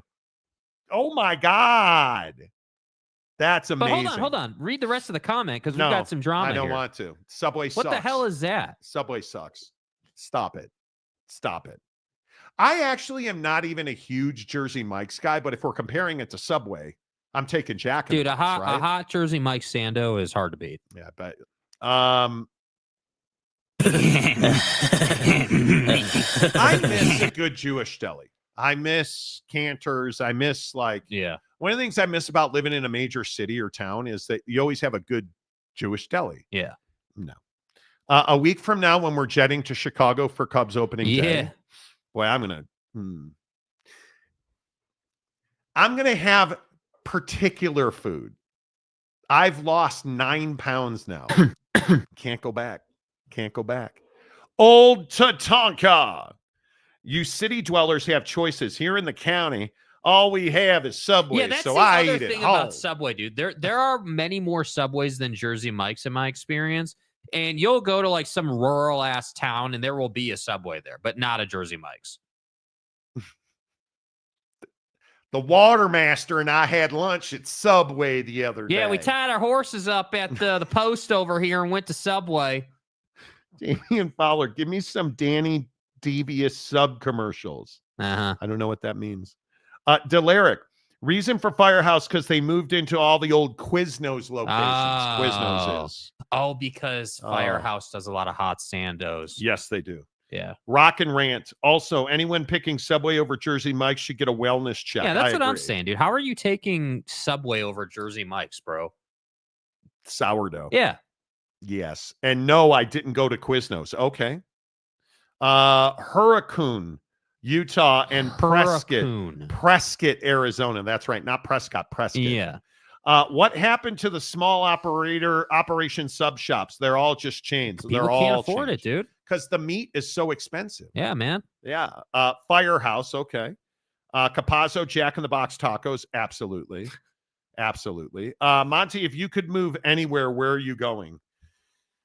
Now we got to talk about golf. Well, we're moving to Jupe, man.